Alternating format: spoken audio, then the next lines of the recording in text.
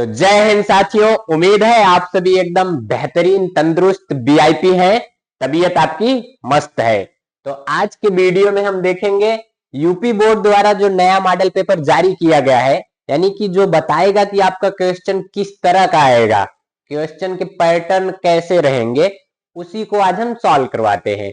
तो जितने लोग हैं धड़ाधड़ सब लोग जुड़ जाइए और शेयर कर दीजिए क्लास अपने दोस्तों के पास।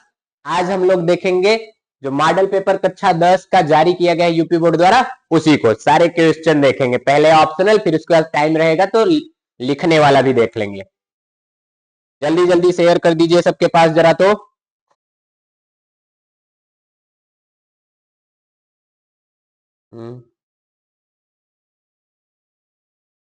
भाई कहाँ भाग गया भाई?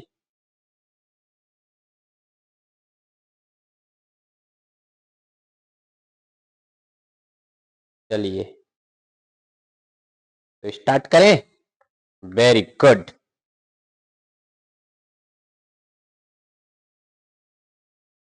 तो चलिए शुरुआत करते हैं। अगर बीच में कहीं आवाज बंद हो जाए तो बता दीजिएगा, माइक चेंज कर लिया जाएगा, ठीक है? बाकी आवाज वीडियो वीडियो सब क्लियर दिखाई दे रहा है। तो पहला क्वेश्चन आप लोगों के सामने आने से पहले सबसे पहले आप लोगों को इंस्ट्रक्शन कुछ दिया रहेगा जो पढ़ना रहेगा। तो देखिए, ये आपको बता देगा कि एग्जाम में आपको क्या क्या करना है।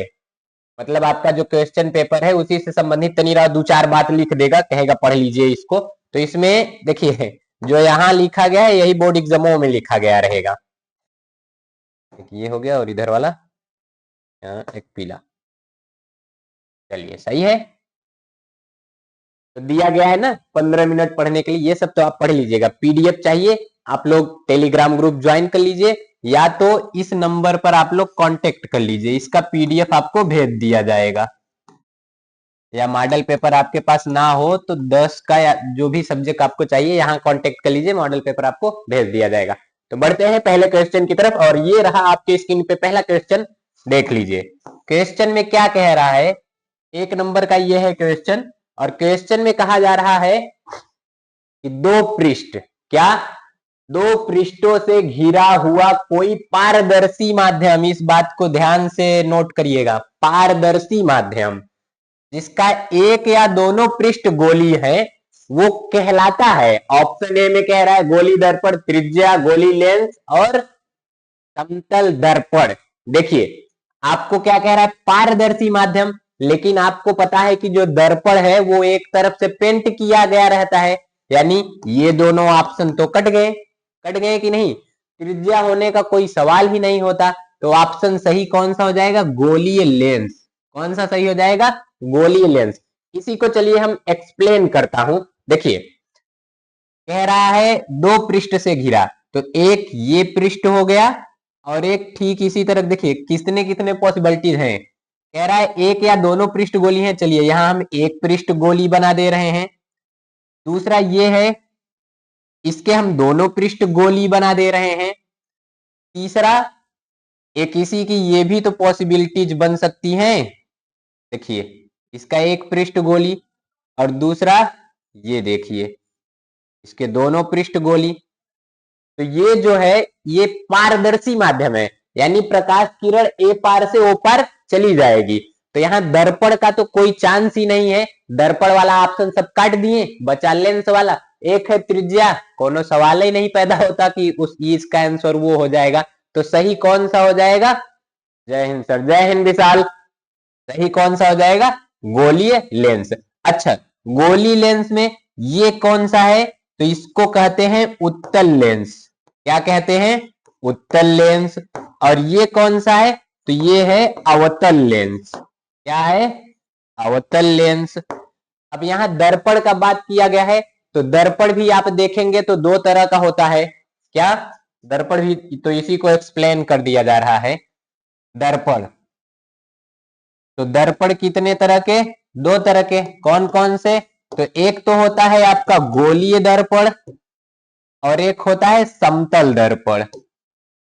गोली दर्पण ये दो तरह का होता है। कौन? तो एक तो हो जाता है आपका उत्तल और एक हो जाता है अवतल। देखिए उत्तल के केस में क्या होता है, उत्तल में इस तरह से ऐसे अंदर पेंट किया गया रहता है, ये क्या है, उत्तल। अवतल में क्या होता है, ऐसे बाहर पेंट कर देते हैं, ये क्या है, अवतल। ठीक। और समतल दर्पण में इस तरह से एक भाग पेंट कर दिए, दूसरा बचा हुआ है। लेकिन जब लेंस में देखेंगे तो लेंस में कितने टाइप के लेंस, दो टाइप के। कौन कौन से, गोली लेंस है, एक रहता है उत्तल और दूसरा है अवतल। ये देखिए, उत्तल इस टाइप का रहेगा, अवतल इस टाइप का रहेगा। तो जब भी दो ठो गोला को एक दूसरे पे साट देते हैं तो बन जाता है लेंस। आर पार दिखाई देगा। देखिए, दर्पण में आर पार नहीं दिखाई देता, लेकिन लेंस में आर पार दिखाई देगा। दर्पण में प्रकाश का परावर्तन होता है और लेंस में प्रकाश का अपवर्तन होता है। तो जल्दी जल्दी क्लास को अपने दोस्तों के पास शेयर कर दीजिए और बताइए कोई दिक्कत इतने में। एक मिनट जरा, क्लास को आप लोग शेयर जरूर कीजिएगा। आवाज वाज सब मस्त है ना, हेलो, चलिए सब मस्त है। तो क्लियर इतना, बढ़ते हैं अगले क्वेश्चन की तरफ। अगला क्वेश्चन क्या है, अगला क्वेश्चन कह रहा है कि दंत विशेषज्ञ, कौन, दंत विशेषज्ञ मरीजों का दांत देखने के लिए, देखिए क्या क्या कह रहा है, कह रहा है दंत विशेषज्ञ यानी दांत के डॉक्टर मरीजों का दांत का बड़ा प्रतिबिंब देखने के लिए किस प्रकार का दर्पण का उपयोग करते हैं। क्या कहा है, दर्पण का उपयोग, तो अवतल दर्पण, समतल दर्पण, उत्तल दर्पण, सभी। तो कौन सा उपयोग करते हैं, जल्दी जल्दी कमेंट में बताइए। तो प्रयोग करते हैं अवतल दर्पण। क्या, अवतल दर्पण। देखिए, अवतल दर्पण में 6 केस होते हैं। ये मान लीजिए क्या हो गया, ये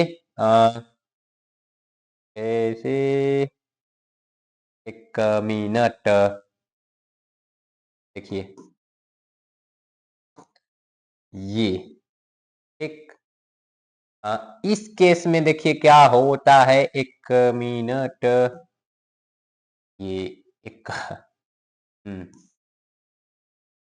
देखिए इस केस में क्या होता है, एक तो जो ऑब्जेक्ट है वो इनफाइनाइट पे रख दी जाती है, दूसरा वो वक्रता केंद्र पर, और तीसरा वो फोकस पर रख दिया जाए, चौथा देखिए एक यहां हो गया, एक दूसरा यहां हो गया, फोकस और वक्रता त्रिज्या के बीच में, अनंत और वक्रता त्रिज्या के बीच में, तीसरा वक्रता त्रिज्या पर, चौथा फोकस और वक्रता त्रिज्या के बीच, पांचवा फोकस पर।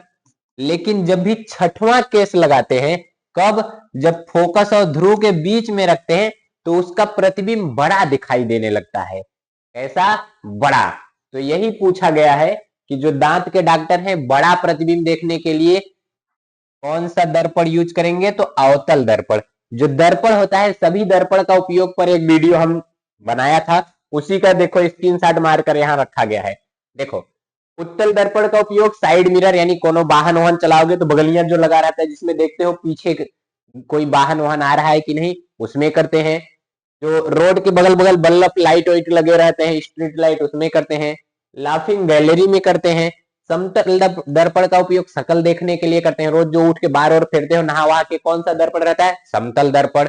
और अगला क्या कह रहा है, ये जो अवतल दर्पण है इसका उपयोग करते हैं वाहन के हेडलाइट में, आगे जो लगा रहता है बत्ती उसमें, शेविंग मिरर बनाते, दाढ़ी बाल बनाते समय इसी मिरर का उपयोग करते हैं, सोलर भट्टी में। ये देखो, दंत विशेषज्ञ, देखो डायरेक्ट क्वेश्चन आ रहा है कि नहीं, दंत विशेषज्ञ, टार्च में इसी का उपयोग करते हैं, लेजर लाइट में भी इसी का उपयोग करते हैं। और देखो ये मैं ही हूं जो पढ़ाया था ये। तो प्ले लिस्ट में कक्षा 10 विज्ञान का एक प्ले लिस्ट है, जाकर वहां से खूब बढ़िया पढ़ लीजिए। बढ़ते हैं नेक्स्ट क्वेश्चन की तरफ। तो इसका सही जवाब क्या हो जाएगा, जरा जितने भी लोग हैं इसको शेयर कर दीजिए, क्लास को झटाझट अपने दोस्तों के पास शेयर कर दीजिए। तो बताइए, इतने में किसी को कोई दिक्कत परेशानी नहीं। चलिए आगे बढ़ते हैं। अगला क्वेश्चन क्या कह रहा है, अगला क्वेश्चन ये कह रहा है कि उत्तल लेंस के, कहा, उत्तल लेंस के सामने 2f और अनंत के बीच, कहा, उत्तल लेंस के सामने देखो, उत्तल लेंस इसी तरह होता है, ये है उत्तल लेंस। इसमें कह रहा है, मान लो ये है अनंत, कह रहा है अनंत और 2f के बीच ये पॉइंट हम मान लेते हैं 2f, और ये मान लेते हैं f, यानी f1 ये है और ये है 2f1। इधर एक है f2 और यहां हो गया ये 2f2। ठीक, तो कह रहा है कि 2f और अनंत के बीच, यानी कि ये है अनंत, ये है 2f, इसके बीच कोई वस्तु यहां रखी गई हो, के बीच कोई बिंब यानी वस्तु रखा गया है, इसका प्रतिबिंब बनेगा। तो कैसा प्रतिबिंब बनेगा, देखिए जैसे ही यहां कोई वस्तु रखी जाती है तो ये, एक मिनट जरा लेंस बड़ा का बना दूं, ये आ जाओ, ये देखिए, तो अब होगा क्या, यहां से प्रकाश किरण गुजारेंगे तो ये फोकस से होकर जाएगा, हाँ गया।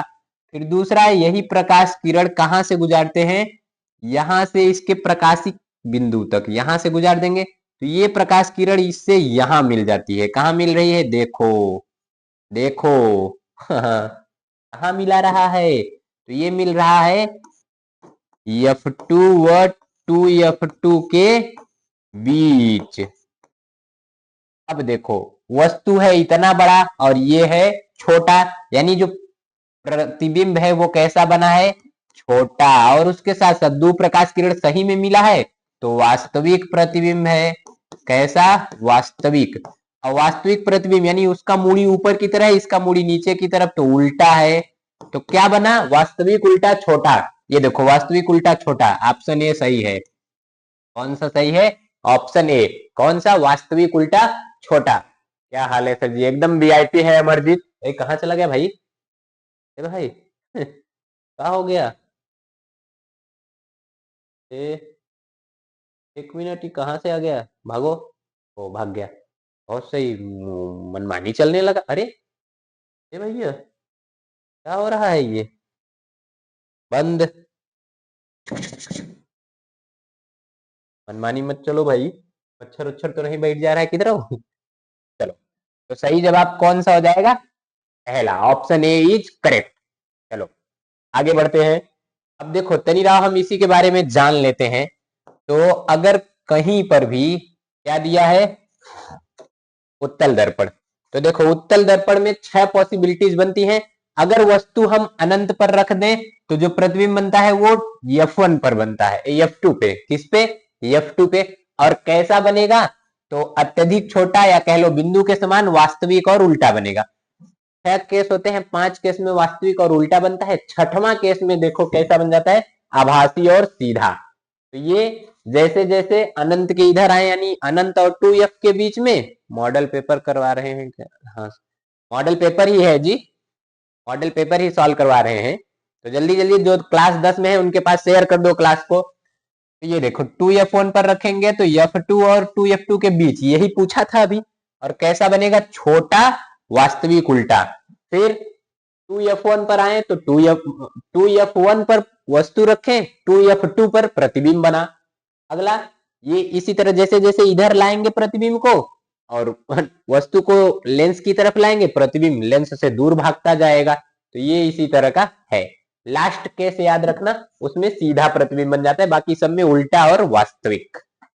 आगे अवतल में भी देख लो, अवतल में 2 केस होते हैं, कौन कौन से, देखो ये धड़ाक दे, तो अवतल में ये 2 ठो रहता है, एक अनंत पे रखोगे फोकस पे बनेगा, अनंत के इधर ला लोगे तो ये फोकस और F1 के बीच में, मतलब F1 और प्रकाशिक बिंदु के बीच में बन जाएगा। ये सब करवा चुके हैं। और दोनों के दोनों केस में आभासी प्रतिबिंब ही बनता है, किससे, अवतल दर्पण से। कैसा, आभासी। एक, आगे बढ़े, अवतल लेंस से।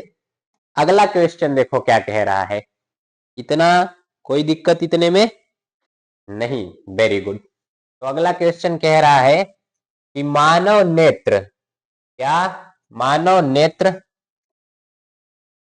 अभिनेत्र लेंस की फोकस दूरी को समायोजित करके विभिन्न दूरियों पर रखी वस्तुओं को फोकसित कर सकता है।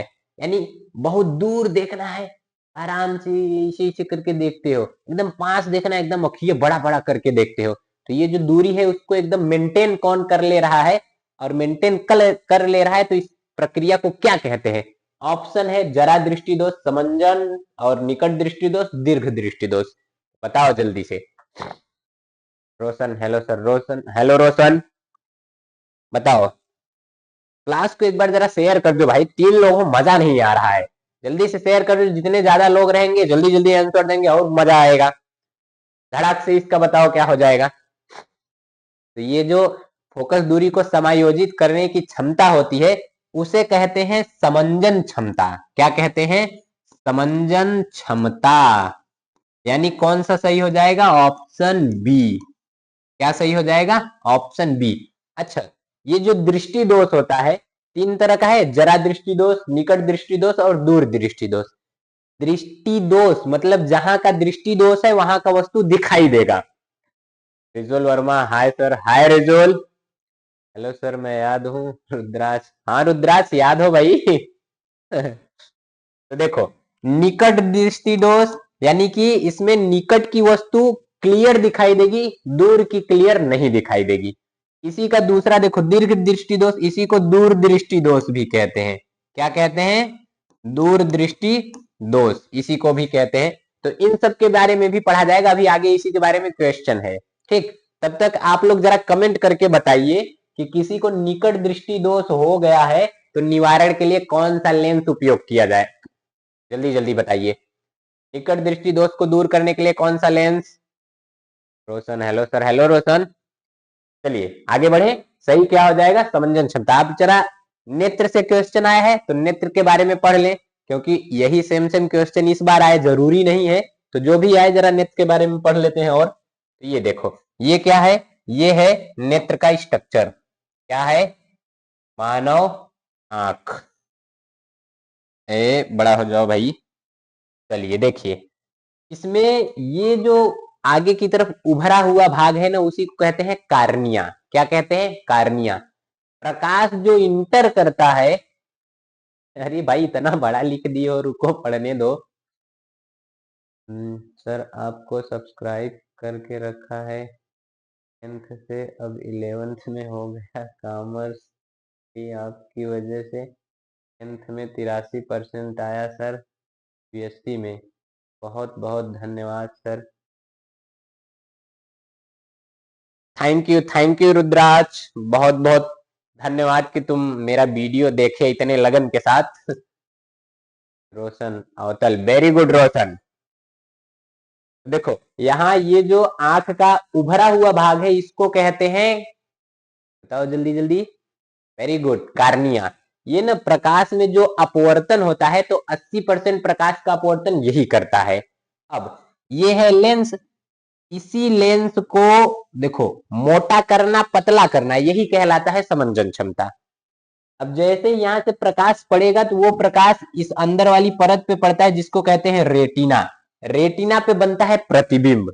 अगर दो प्रकाश किरण मिल गया रेटिना पे तो प्रतिबिंब बन जाएगा और तुमको दिखाई देगा। और यही एक बिंदु होता है अंध बिंदु, अगर वहां प्रकाश किरण मिला तो तुमको नहीं दिखाई देगा। अब यहां पर देखो, एक होता है आइरिस जो आंख का कलर निर्धारित करता है, वो 3 कलर का रहता है, ब्लू, ब्लैक, ब्राउन। एक होता है पुतली। पुतली का काम क्या है? प्रकाश को अंदर भेजना। और परितारिका का क्या काम है? पुतली के आकार को नियंत्रित करना। तो ये सब इसके कार्य हैं, याद रखना। सर आपने ये स्मार्ट बोर्ड कब लिया? लास्ट टाइम जब मैं आया तो एप्पल बोर्ड था। वाह सर, भगवान करे आपके जैसे सर मिलियन सब्सक्राइबर हो जाए। बहुत बहुत धन्यवाद रुद्राज। ये पिछले साल अगर ये बोर्ड रहता तो तुम लोगों का परसेंटेज और ज्यादा रहता। क्लासेस अच्छे से नहीं हो पाई थी, इस बार आ गया है तो क्लासेस अच्छे से रहेंगी। तो जो भी 10 में हो या फिर और क्लास में, तो ये वीडियो उनके पास जरा शेयर कर दिया जाए भाई। तो 4 लोग हो, जरा शेयर कर दो सब लोग तो। तो ये आंख के बारे में था, पढ़ लिए। चलो, इसके बीच में जो ये द्रव भरा हुआ है इसे कहते हैं कांचाभ द्रव। आंख के आकार को मेंटेन करके रखता है ये। आगे की तरफ बढ़ते हैं। लो, बढ़िया क्वेश्चन अब आया है। इस तरह के क्वेश्चन 2-3 क्वेश्चन आएंगे बोर्ड में। देखो, इधर कुछ पॉइंट दे दिए गए, अब इस पॉइंट में से एक से ज्यादा सही है, मतलब एक से ज्यादा सही रहेंगे या तो मिलाने के लिए कह दिया जाएगा, तो इसका मिलान करके बताना है जल्दी से। ओके सर, अपने फ्रेंड को शेयर कर दूंगा, बहुत बहुत thank you. Welcome Rudras, welcome. चलिए, तो यहाँ पर क्या कह रहा है क्वेश्चन में, कह रहा है कि ए को बी से मिलाइए, तो ए को बी से मिलाना है, यानी इधर दिया है कोई भौतिक राशि और इधर दिया है उसका मात्रक। ये क्या है, ये है भौतिक राशि, क्या है, भौतिक राशि, और ये है उसी का मात्रक। अब किसका मात्रक क्या होता है उसी के हिसाब से मिलाना है। तो देखो, गुड आफ्टरनून सर सागर, गुड इवनिंग सागर। तो देखो, विद्युत विभवांतर, विद्युत विभवांतर का मात्रक होता है वोल्ट, यानी पहले का क्या हो गया, देखो ये अगर चारों नहीं है ना तब भी ऑप्शन ये बन जाता है आसानी से। कैसे, देखो अब तुमको समझ लो कि दो ठो इसमें से पता है कि विद्युत विभवांतर का वोल्ट होता है। अब इसमें देखो ए का 4 दिया है, यानी ये सही हो सकता है। आगे देखो, एक का 1 दिया है, काट दो, सही नहीं है। क्यों, क्योंकि विद्युत विभवांतर का मात्रक एम्पियर होगा नहीं। और ये 1 दिया है, काट दो इसको, तो बचे दो ठो ए और डी। अब एक स्टेप और आगे बढ़ते हैं। अब दूसरा क्या कह रहा है, विद्युत धारा का मात्रक होता है एम्पियर, ये तो पता ही है। यानी देखो इसमें दूसरा का क्या दे रहा है, इसमें दिया है 2 और इसमें दिया है 2, इसमें दिया है 1, यानी ये भी गलत हो जाएगा, क्योंकि विद्युत धारा का मात्रक वाट नहीं, क्या होगा, एम्पियर। यानी कौन सा सही हो जाएगा, लो डी, क्या हो जाएगा, डी। तो ये इलिमिनेशन मेथड अपनाना जरूर अनुज। अच्छा हाँ, बता दिया जाए, ये जो सेट है ना, ये सॉल्व करने के लिए आज कोई एक स्टूडेंट कमेंट किया था, तो मैं इसको डाउनलोड करके पीडीएफ बना के फिर ये सॉल्व करवा रहा हूँ। तो जल्दी जल्दी शेयर कर दीजिए अपने दोस्तों के पास, और चलिए इसे सॉल्व करते हैं। ठीक, तो यानी विद्युत ये प्रतिरोध का मात्रक क्या होता है, ओम, और विद्युत शक्ति का क्या हो जाएगा, वाट। तो सही ऑप्शन क्या हो जाएगा, डी। पहले का चौथा यानी विद्युत विभवांतर का वाट हो जाए, वोल्ट हो जाएगा। दूसरे का पहला यानी विद्युत धारा का एम्पियर।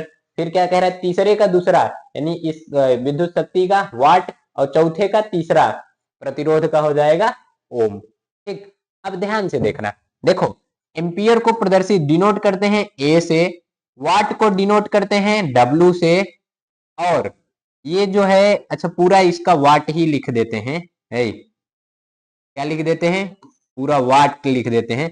और ओम को तो ऐसे लिख देते हैं, और वोल्ट को भी से डिनोट करते हैं। इधर विद्युत विभवांतर को भी से डिनोट करते हैं, विद्युत धारा को आई से डिनोट करते हैं, विद्युत शक्ति को पी से डिनोट करते हैं, प्रतिरोध को आर से डिनोट करते हैं। तो ये सब भी जानते हुए चलते रहिएगा आगे। सर क्लास 9 का कब होगा, क्लास 9 का भी होगा, जल्द ही होगा, पहले 10th का कर लिया जाए आज। चलिए आगे बढ़े, लीजिए आ गया न्यूमेरिकल चलिए इसको जरा सॉल्व करके बताइए, क्या कहा जा रहा है, कहा जा रहा है कि दो चालक तार, दो ठो तार हैं। अब उसमें कह रहा है पदार्थ की लंबाई व्यास समान है, यानी दोनों पदार्थ का लंबाई व्यास दोनों समान है। रुद्राज, 6 साल इन्हीं दिनों में यही चैप्टर रहा था और आज अकाउंट पढ़ रही है 11th में, बहुत ही टाइम बीत गया सर। डेली कंटिन्यू पढ़ते रहो जी, टाइम का क्या है, टाइम कभी रुकता नहीं, वो तो बीतता ही रहेगा।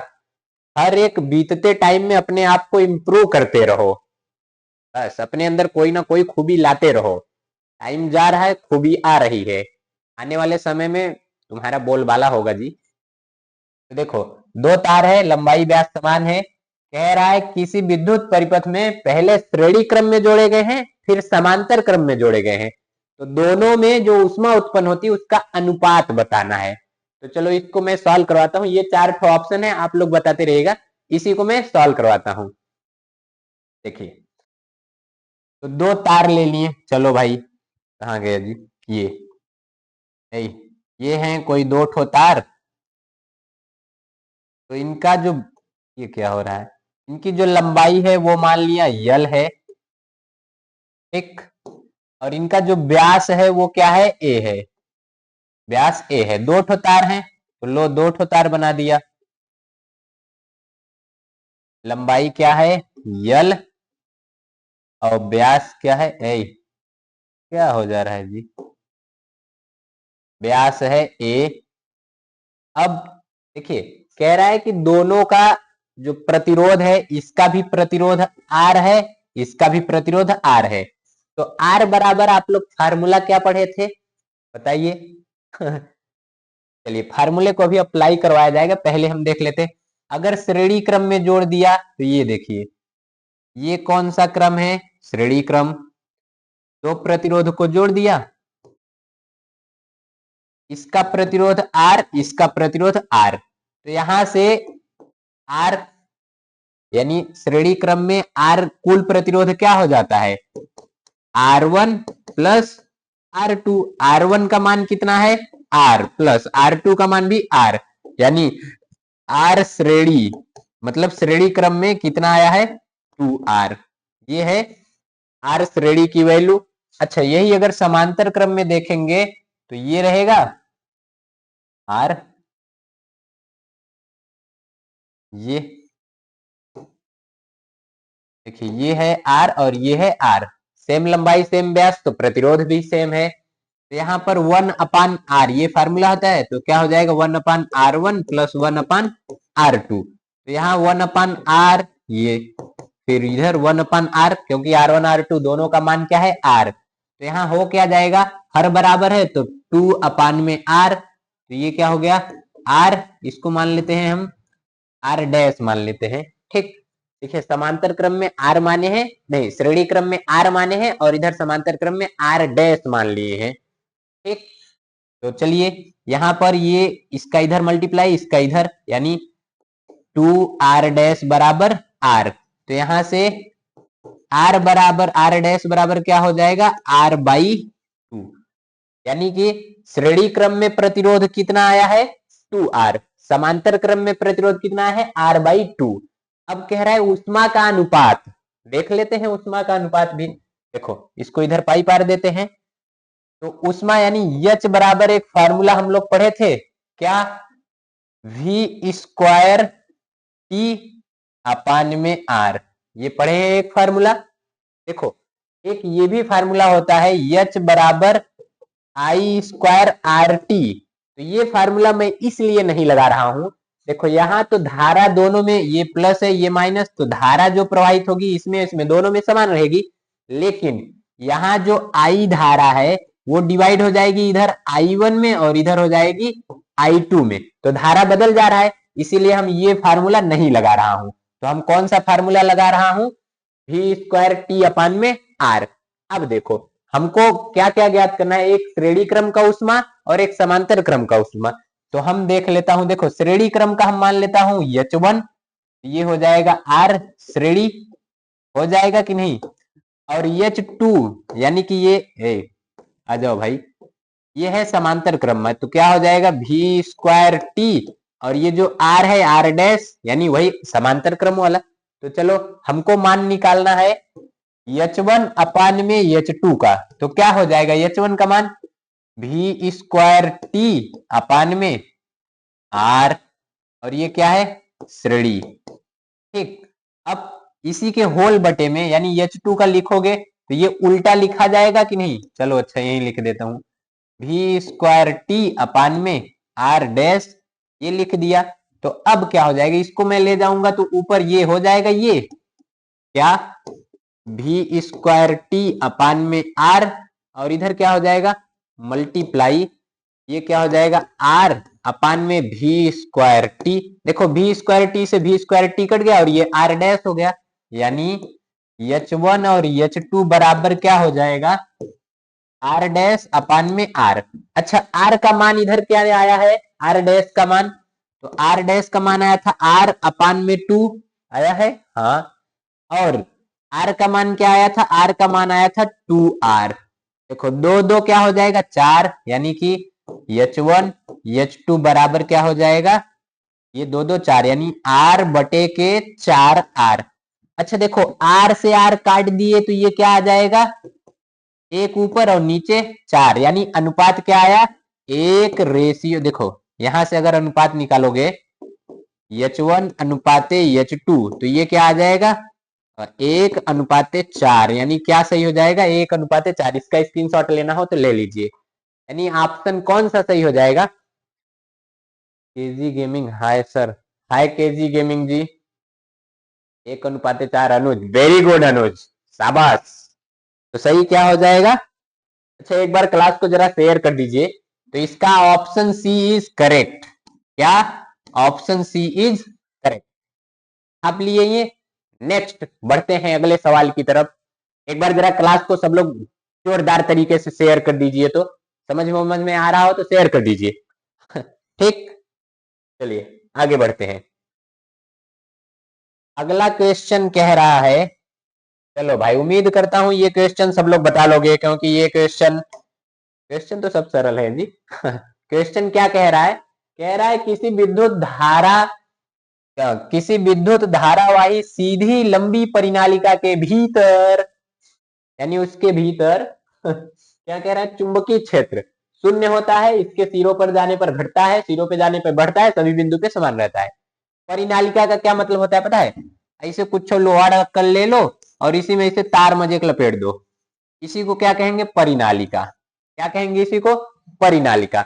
तो अब बताओ इसी परिनालिका में इसके अंदरमा क्या कह रहा है? उसके भीतर विद्युत मतलब ये चुंबकीय क्षेत्र होगा। क्या होगा? बाहरवा जाने लगेंगे तो ज्यादा होगा, अंदरवा जाने लगेंगे कम होगा, या शून्य होगा, या फिर सभी बिंदु पे समान होगा। चाहे हम यहां देखें या यहां देखें या यहां देखें, चाहे जहां देखें सभी बिंदु पे समान। तो बताओ कौन सा होगा? अनुज डी, वेरी गुड अनुज। क्या हो जाएगा? सभी बिंदु पे समान होगा। शाबाश। ठीक, चलो नेक्स्ट अगले क्वेश्चन की तरफ बढ़ते हैं।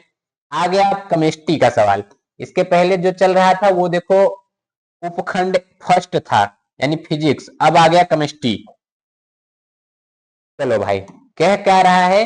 बेंजीन का संरचनात्मक सूत्र है। तो बेंजीन का जो अणु सूत्र है, दीप शिखा, हेलो सर, हेलो दीप शिखा। देखो बेंजीन का जो सूत्र होता है, अणु सूत्र, वो होता है C6H6। तो C6H6 होता है, उसी की संरचना कौन सी सही है? ए सही है, बी सही है, सी सही है, डी सही है? चारों में से बताओ जरा, जल्दी से कमेंट करके बताओ भाई कौन सा सही है? A B C D. देखें जरा, मैं भी कमेंट देखूं। और जरा एक बार सब लोग क्लास को जोरों से शेयर कर दीजिए, ठीक है? अनुज का सी, वेरी गुड अनुज, वेरी गुड। चलो भाई अच्छा, अब हम भी देख लेते हैं। देखो इसमें होता क्या है, ये जो C6H6 है ना, सर आप कहाँ पढ़ाते हैं? अरे रख हौसला वह मंजर भी आएगा, लहरों के पास चलकर समंदर भी आएगा। वाह। कि रख हौसला वो मंजर भी आएगा, लहरों के पास चल के समंदर भी आएगा। तू पढ़, तू लिख, तू मेहनत कर, तभी तुम्हारा बोर्ड एग्जाम में 95 नंबर भी आएगा। वाह क्या बात है रोशन, दिल, फेफड़ा, लीवर, गुर्दा सब जीत लिए। ये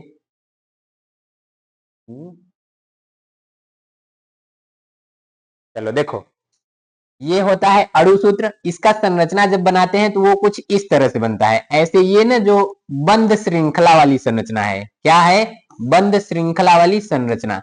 अच्छा इसमें एक डबल बॉन्ड रहेगा, फिर सिंगल, एक डबल फिर सिंगल। तो ये देखो सिंगल है, डबल कर दिए, ये सिंगल, ये डबल कर दिए, ये सिंगल, ये डबल कर दिए। अब सभी जगह देखो 6 ठो कार्बन हो गया, 6 ठो हाइड्रोजन जोड़ दो, ये लो 6 हाइड्रोजन जोड़ दिए, हो गया C6H6। यही है बेंजीन। क्या है? बेंजीन। अच्छा ये बताओ इधर कहां मिल रहा है तुमको? ये सी वाला और वो सेम सेम है, तो कौन सा सही हो जाएगा? सी। क्या सही हो जाएगा? सी। बताओ कोई दिक्कत? आपका असली नाम क्या है? रैंडम से ना, हेलो सर, मैं देवांश, हेलो देवांश, मैं सर। चलिए ठीक, तो ये क्लियर है। तो यानी ये जो सी है बेंजीन की संरचना हो गया। नेक्स्ट क्वेश्चन, एक बार जरा क्लास को जल्दी से शेयर कर दीजिए आप लोग। ज्यादा लोग रहेंगे तो देखो, जितने ज्यादा लोग रहोगे उतना ज्यादा देखेंगे, तो मेरा यूट्यूब चैनल जो है ना उतना ज्यादा फैलेगा, यूट्यूब भेजता रहेगा मेरा वीडियो, और एडवर्टाइजमेंट आएगा तो मुझे पैसा भी मिलता रहेगा। और आप लोगों को मैं पढ़ा तो रहा ही हूँ, पढ़ा क्या रहा हूँ, बस जो आ रहा है वो शेयर कर रहा हूँ। तो चलिए, क्वेश्चन क्या है, निम्नलिखित में से सजाती श्रेणी है, चार ठो ऑप्शन है, धड़ाक दे पढ़िए, धड़ाक दे आंसर बताइए, तब तक मैं सजाती श्रेणी के बारे में बताता हूँ। कोचिंग कब पढ़ाने आएंगे, 4 दिन से एब्सेंट हैं, ओ माय गॉड। चलो भाई, फिलहाल यहाँ पढ़ रहे हो ये बताओ। कोचिंग का टाइम चेंज हो गया है ना, इसलिए। शेयर किसके पास भेजे? चलो भाई, चलो बताओ इसका क्या हो जाएगा। देखो, सजाती श्रेणी क्या होता है, तो जो सजाती श्रेणी है ये होता क्या है, जिसमें सेम फंक्शनल ग्रुप रहे, क्या रहे, सेम क्रियात्मक समूह, क्रियात्मक समूह, या कह लो कि सेम अनुलग्न रहे, क्या रहे, सेम अनुलग्न, उसी को क्या कहते हैं, उसी को कहते हैं सजाती श्रेणी। तो कह रहा है ना इन चारों में से कौन सा सजाती श्रेणी है, तो चलो चेक करते हैं। सर इंग्लिश में पढ़ाइए, इंग्लिश मीडियम वालों का अलग से लेकर आया जाएगा, this class is special for UP board. तो देखिए, CH4 यानी मेथेन, C2H6 एथेन, दोनों में एन आया है, यानी ये होगा, दोनों में अनुलग्न क्या है, एन, क्या है, एन, यानी ये सजाती श्रेणी हो गया, सफिक्स सेम है। देखो, OH यानी एल्कोहल है, ये COOH यानी एसिटिक अम्ल, गलत, ये कार्बोक्सिलिक अम्ल, वो एथेनॉल यानी गलत हो गया। देखो, C2H6 यानी एल्केन, मतलब एथेन, ये OH यानी एल्कोहल, ये भी नहीं हो जाएगा। इधर देखो, OH यानी एल्कोहल, इधर OH यानी एल्कोहल, तो ये भी हो जाएगा। तो देखो कौन सा सही है, पहला है, चौथा है, तो ये कौन है, पहला, दूसरा काट दो, पहला चौथा, बी वाला सही हो जाएगा। कौन सा सही होगा, बी वाला। अच्छा, सजाती श्रेणी के बारे में जान लो जरा, एक नहीं, दो वाला होगा, ये देखो, केवल देखो यही गड़बड़ी है। इस क्वेश्चन में क्या करते हैं पता है, एक ऑप्शन देख लिए आप, एक सही हो गया, अब ए पे गोला करके चले जाएंगे और गलत हो जाएगा। ऑप्शन इधर नहीं, ऑप्शन यहाँ है, इसमें एक से ज्यादा सही हो सकते हैं, वही छांटना है, जल्दबाजी नहीं करना है। ठंड लग रहा है सर, अरे भाई ठंड लग रहा है तभी तो देखो इतना मोटा मोटा पहना हूं, और एक को इधर बगल में रखा भी हूं। अच्छा, ठंड का नाम ले लिए तो मुझको और ज्यादा जड़ाने लगा, तो रुक जाओ जरा भाई। हाँ, अच्छा, जब आवाज बंद हो जाए तो बता देना भाई, ठंडी से बच के रहेंगे तभी तो पढ़ाएंगे, और तभी तो आप लोग बढ़िया से पढ़ेंगे। तो देखिए, सजाती श्रेणी यानी सेम क्रियात्मक समूह, सेम फंक्शनल ग्रुप, ये तो इसके बारे में पहला पॉइंट होगा। दूसरा, अगर दो उदाहरण का अंतर देखेंगे तो अंतर रहता है CH2 का, किसका अंतर रहता है, CH2 का। जैसे इसी को देख लो, क्या है, CH3, और इधर यहाँ देखो C, और इधर C2, यानी एक अंतर है C का। इधर देखो H3 है, इधर H5 है, यानी H2 का अंतर है कि नहीं। तो यानी दो सजाती श्रेणी के उदाहरण के बीच में कितने का अंतर मिलेगा, CH2 का अंतर मिलेगा। अच्छा, अगर अणुभार का अंतर देखेंगे, इसका,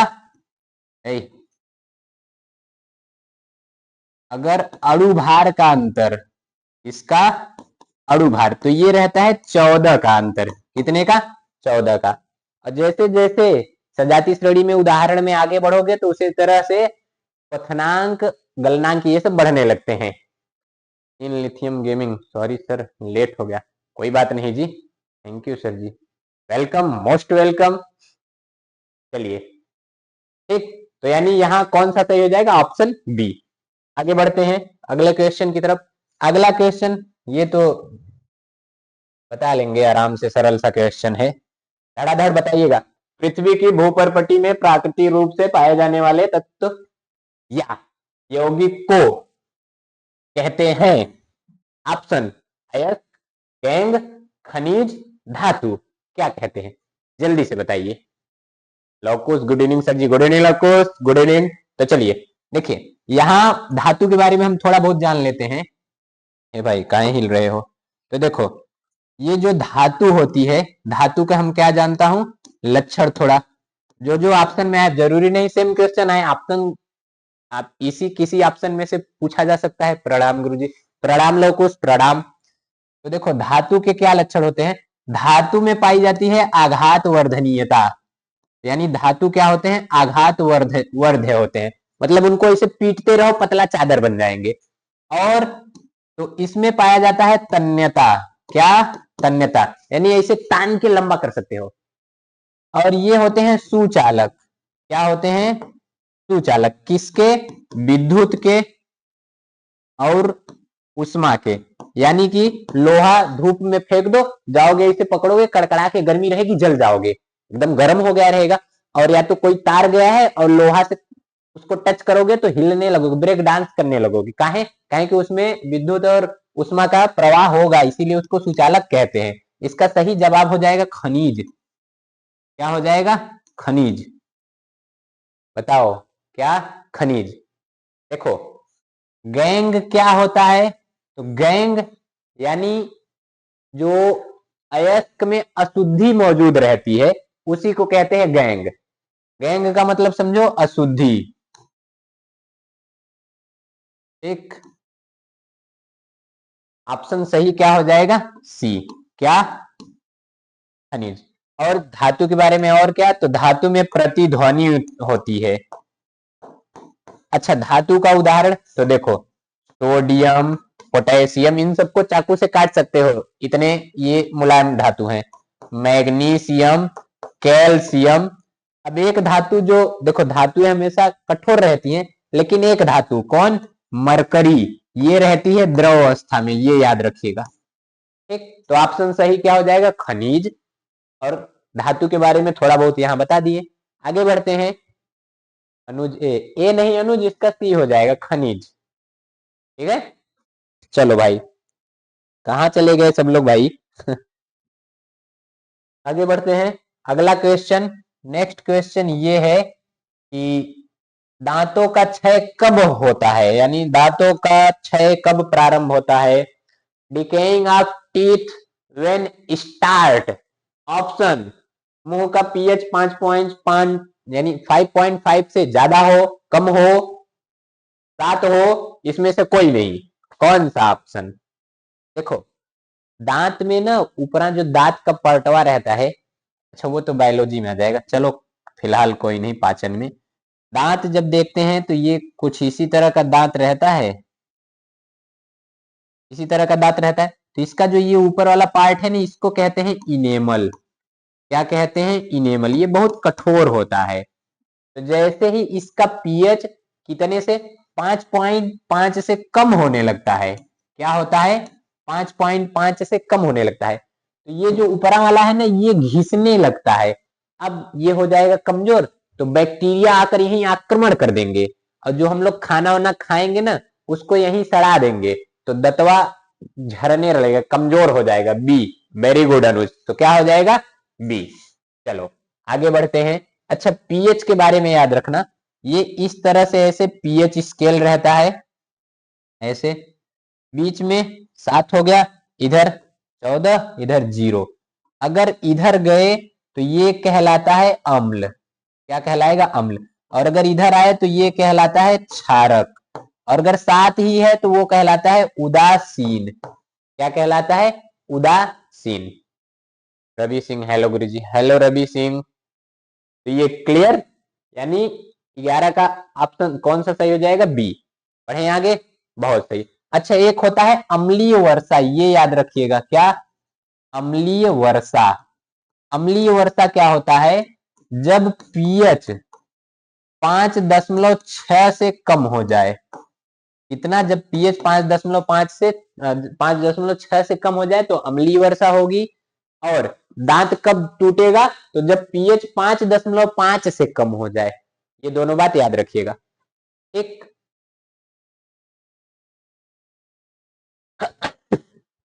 बताइए जरा अब इसका क्या हो जाएगा? एक मिनट जरा, चलो भाई देखो, ये है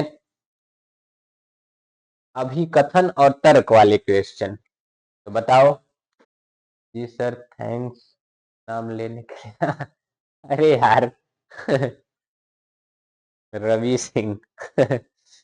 रवि सिंह, यहाँ जो क्वेश्चन दिया गया है इसका आंसर जल्दी जल्दी बताओ और तेजी से नाम लिया जाएगा। बोलो भाई, और जरा एक बार क्लास को शेयर कर दीजिएगा। ठीक, तो क्वेश्चन क्या है, कह रहा है जिंक सल्फ्यूरिक अम्ल के साथ क्रिया कर जिंक सल्फेट तथा हाइड्रोजन गैस बनाता है, यह एक विस्थापन अपक्रिया है। यानी रिएक्शन, चलो इसका देख लेता हूं। ये है जिंक और ये है H2SO4, इससे क्रिया करके क्या बनाता है, जिंक सल्फेट और प्लस में हाइड्रोजन। तो देखो भैया, विस्थापन अपक्रिया, यानी जिंक हाइड्रोजन के घरे गया और उसको इसे पकड़ा और फेंक दिया, हाइड्रोजन कहा हम तो चले गए, यानी ये देखो हाइड्रोजन भाग गया बाहर, और क्या बन गया, जिंक सल्फेट। विस्थापन अपक्रिया है, हाँ, यानी ये जो अभिकथन है वो सही है। चलो अच्छा, एक पॉइंट देख लिए। दूसरा पॉइंट देखो क्या कह रहा है, नहीं आ रहा है, नहीं आ रहा है, क्या नहीं आ रहा है भाई, एक मिनट जरा, आवाज नहीं आ रहा है क्या, हेलो, सुनाई दे रहा है भाई। अच्छा, ये वाला क्वेश्चन नहीं आ रहा है, और कोई बात नहीं, अरे why are you in fear when I am here. देखो, ये पहला पॉइंट। अब इसका जो तर्क दिया है क्या कह रहा है, जिंक ऑक्सीजन के साथ अभिक्रिया कर जिंक ऑक्साइड बनाता है, यानी इसका रिएक्शन मैं यहां ऊपर लिख देता हूं, जिंक O2 के साथ क्रिया करके क्या बनाता है, ZnO, यानी जिंक ऑक्साइड, ये दूठो है, चलो भैया दूठो है बना लिया, यानी जिंक ऑक्सीजन के साथ क्रिया करके जिंक ऑक्साइड बनाता है। ये भी सही है, देखो ये भी सही है, ये भी सही है। अब ऑप्शन क्या क्या दिया है, ऑप्शन में ए कह रहा है दोनों, यानी दोनों कौन, अभिकथन और तर्क सही है। और देखो, तर्क अभिकथन का सही स्पष्टीकरण कर रहा है, यानी जिंक सल्फ्यूरिक अम्ल से हाइड्रोजन को भगा दे रहा है, इसका एक्सप्लेन ये दूसरा वाला तर्क कर रहा है, नहीं, दोनों सही तो है पर व्याख्या नहीं कर रहे हैं। तो सही क्या हो जाएगा, आप किस दिन क्या क्या बढ़ाते हैं। चलिए, रवि सिंह जी टाइम टेबल मतलब बता दिया जाएगा, थोड़ा पहले इसको देख लेते हैं। दोनों सही तो है पर व्याख्या नहीं कर रहे हैं, और बी में देखो क्या कह रहा है, अभिकथन तथा तर्क दोनों सही है, परंतु तर्क अभिकथन का स्पष्टीकरण नहीं है, बहुत सही है, यही सही हो जाएगा, ऑप्शन बी इज सही। बताओ भाई, कोई दिक्कत इतने में नहीं, तो छाप लो, कौन सा सही हो जाएगा, ऑप्शन बी। दोनों का रिएक्शन यहां लिख दिया गया है, ये कर लीजिए। आगे बढ़ते हैं, लीजिए अगला क्वेश्चन क्या कह रहा है, कह रहा है निम्नलिखित रासायनिक अभिक्रिया रासायनिक समीकरण को पूरा कीजिए। चलिए भाई, पूरा कर दिया जा रहा है। देखिए क्या कहा जा रहा है, कह रहा है NaOH, क्या है, NaOH, NaOH का नाम जरा कमेंट कीजिए सब लोग, तो what is the name of NaOH। अब यहाँ खाली जगह दे दिया, अब इधर देखिए क्या क्या बना है, CH3COO। अच्छा, अब देखिए ये तो इससे सरल तो सवाल ही नहीं होता। उधर देखिए क्या है, Na, इधर है Na, चलिए इसको छोड़ दीजिए। उधर क्या है, O, इधर यूं देखिए एक O है कि नहीं, हाँ O है, और क्या है H, यानी एक H, क्या, एक H, यहाँ एक H बाकी है, और बाकी जितने बचे हैं सब यहाँ लिख दीजिए। देखिए CH3COO लिख दीजिए, क्या, CH3COO ये लिखेंगे, और क्या बचा था, एक को इधर यहाँ से H, ये उठा ले आइए, हो गया रिएक्शन कंप्लीट। कितना सरल है, इधर जो दिया है, इधर जो जो दिया है उसको काट दो, बाकी जो बचेगा सबको जोड़ के लिख दो। तो ये देखो क्या बचा, बी, इसका नाम क्या है, तो इसका देखो ये है मेथेनॉल, क्या है, मेथेनॉल, ये है एसिटिक अम्ल, एसिटिक अम्ल। अच्छा, इसको मेथिल एल्कोहल भी कहते हैं, क्या, मेथिल एल्कोहल, और इसको क्या कहते हैं, इसको कहते हैं एथेनोइक अम्ल, एथेनोइक अम्ल। ये क्या है, तो ये है एथेनॉल, क्या है, एथेनॉल यानी एथिल एल्कोहल, ऊपर है मेथिल एल्कोहल और ये है एथिल एल्कोहल।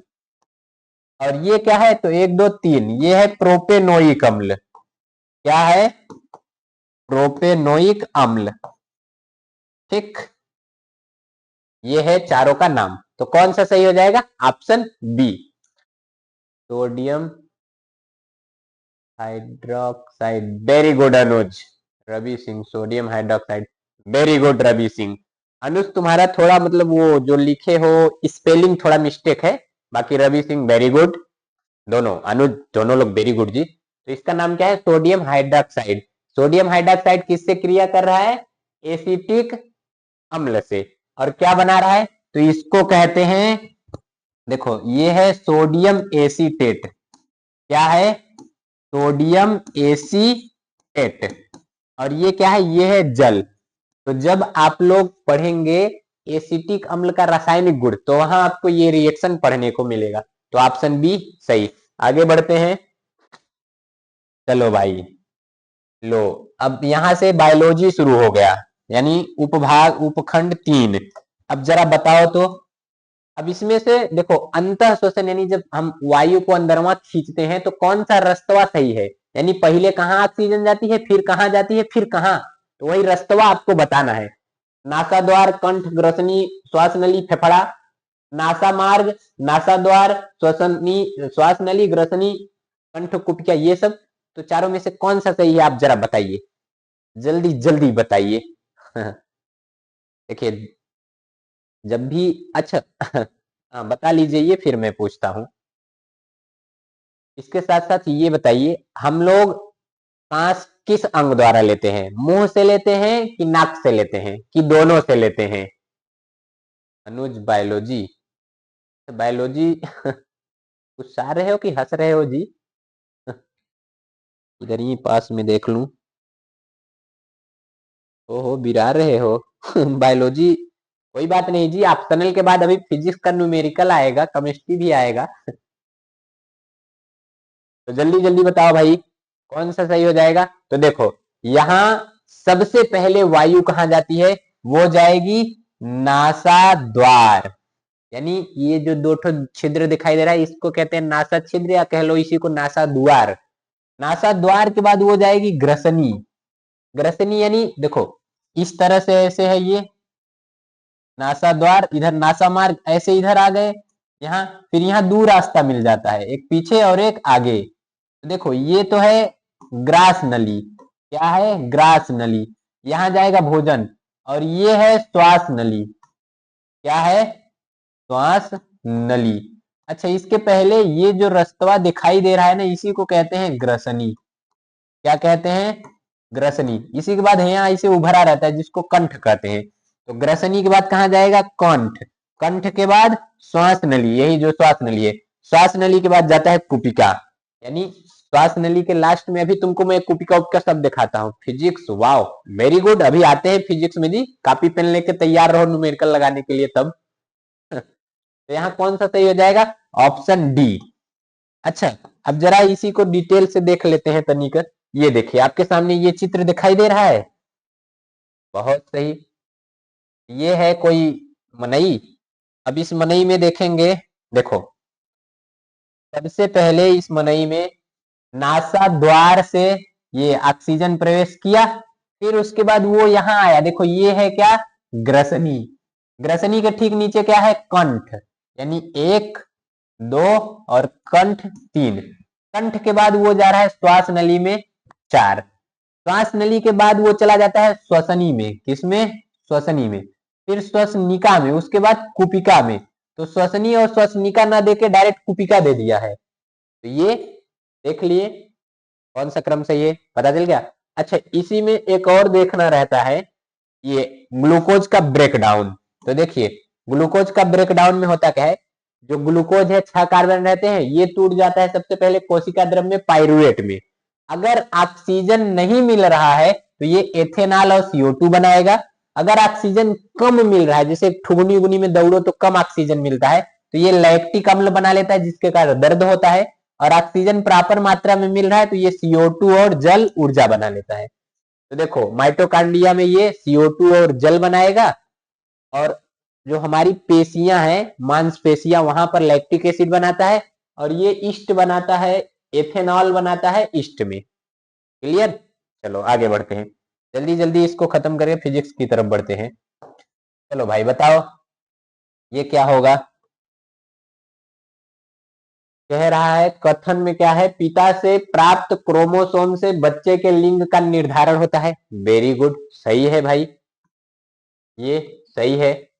फिर कारण क्या कह रहा है, मानव पुरुष में एक यक्ष और एक वाई गुणसूत्र होता है। Very good. देखो जो मानव का मादा है, मादा में क्या रहता है, यक्ष यक्ष, और जो नर है वो रहता है यक्ष वाई। तो इसमें तो यक्ष यक्ष है, लेकिन जो नर है, नर का अगर यक्ष मादा के यक्ष से क्रिया किया, यानी इसका यक्ष इसके यक्ष से क्रिया किया, तो क्या बनेगा, लड़की। क्या बनेगा, लड़की। लेकिन अगर इसका वाई, नर का वाई इसके यक्ष से क्रिया किया तो यक्ष वाई, यानी बन गया लड़का। तो देखो ये भी सही है और वो भी सही है। और कारण देखो, इसका कारण भी बता रहा है कि मानव में एक यक्ष और एक वाई गुणसूत्र होता है, जब ये क्रॉस करेंगे तब जाके लड़की लड़का बनते हैं। यानी दोनों सही हैं और व्याख्या भी कर रहे हैं। तो क्या हो जाएगा, रवि सिंह सर में यक्ष वाई होता है, सर में मी यक्ष वाई, अच्छा ठीक है जी। नर में यक्ष वाई, अच्छा अच्छा, हाँ मैं यक्ष वाई बोला था लेकिन मिस्टेक से यहाँ यक्ष यक्ष लिखा गया था, कोई बात नहीं जी। नर में होता है यक्ष वाई, मादा में यक्ष यक्ष। तो ये सही भी है और व्याख्या भी कर रहा है, नर में यक्ष वाई, हाँ जी, नर में यक्ष वाई, ये सही भी है, व्याख्या भी कर रहा है, ऑप्शन ए सही। आगे बढ़ते हैं। लो भाई चलो बताओ, ये तो बहुत देखे होगे तुम लोग किताब में, आ जाओ। चलो देखो ध्यान से देखना, इसमें बताना है ना जो सूचना है उस सूचना की दिशा कैसी है, यानी सूचना किस दिशा में जाएगी न्यूरॉन में। तो पहले ही जान लो कहाँ है जी ये क्या है, तो ये है न्यूरॉन। क्या है, न्यूरॉन। ये न्यूरॉन होती है इकाई किसकी, तंत्रिका तंत्र की, तंत्रिका तंत्र की। और शरीर की सबसे बड़ी कोशिका, सबसे लंबी कोशिका कौन है, न्यूरॉन। कौन है, न्यूरॉन। ये भैया टाइम कितना हुआ भैया, अच्छा 16 हो रहा है, चलो अभी तो बल भर टाइम है जी, 16। चलिए जल्दी जल्दी बताइए, आगे की तरफ बढ़ते हैं। देखो यहाँ ना ये जो भाग इधर इधर जो बाल की तरह संरचना दिखाई दे रही है उसको कहते हैं डेंड्राइट। क्या कहते हैं, डेंड्राइट। सबसे पहले सूचना डेंड्राइट में जाती है, फिर वो इस मुड़ी के पास भेज देता है जिसको कहते हैं साइटोन, और फिर वो पतली नलिका के पास भेज देता है जिसको कहते हैं एक्सॉन। तो यहाँ पर होता क्या है, सबसे पहले सूचना देखो यहाँ पर ये कहां से कह रहा है, उल्टा, यानी गलत है, ये उल्टा बता दे रहा है, गलत काट दो। इसमें देखो दोनों डेंड्राइट डेंड्राइट, इसका डेंड्राइट इसके डेंड्राइट में भेज रहा है, गलत, काट दो ये भी। अगला इसमें देखो ये क्या कह रहा है, इधर से सूचना आ रही है, यानी किधर से जा रही, डेंड्राइट से गई ये साइटोन, फिर एक्सॉन, फिर इसके सिनेप्टिक नोड से यानी नर्व एंडिंग से होते हुए फिर अगले से जाके जुड़ गई। वेरी गुड, यही हो जाएगा सही। इसमें देखो ये उल्टा उल्टा जोड़ दिया गया, ये भी गलत हो जाएगा, कौन सा सही होगा, सी। सही कौन सा हो जाएगा, ऑप्शन सी। बताओ कोई दिक्कत नहीं। चलो इसी की संरचना जरा देखते हैं। और ये देखो यही क्या है,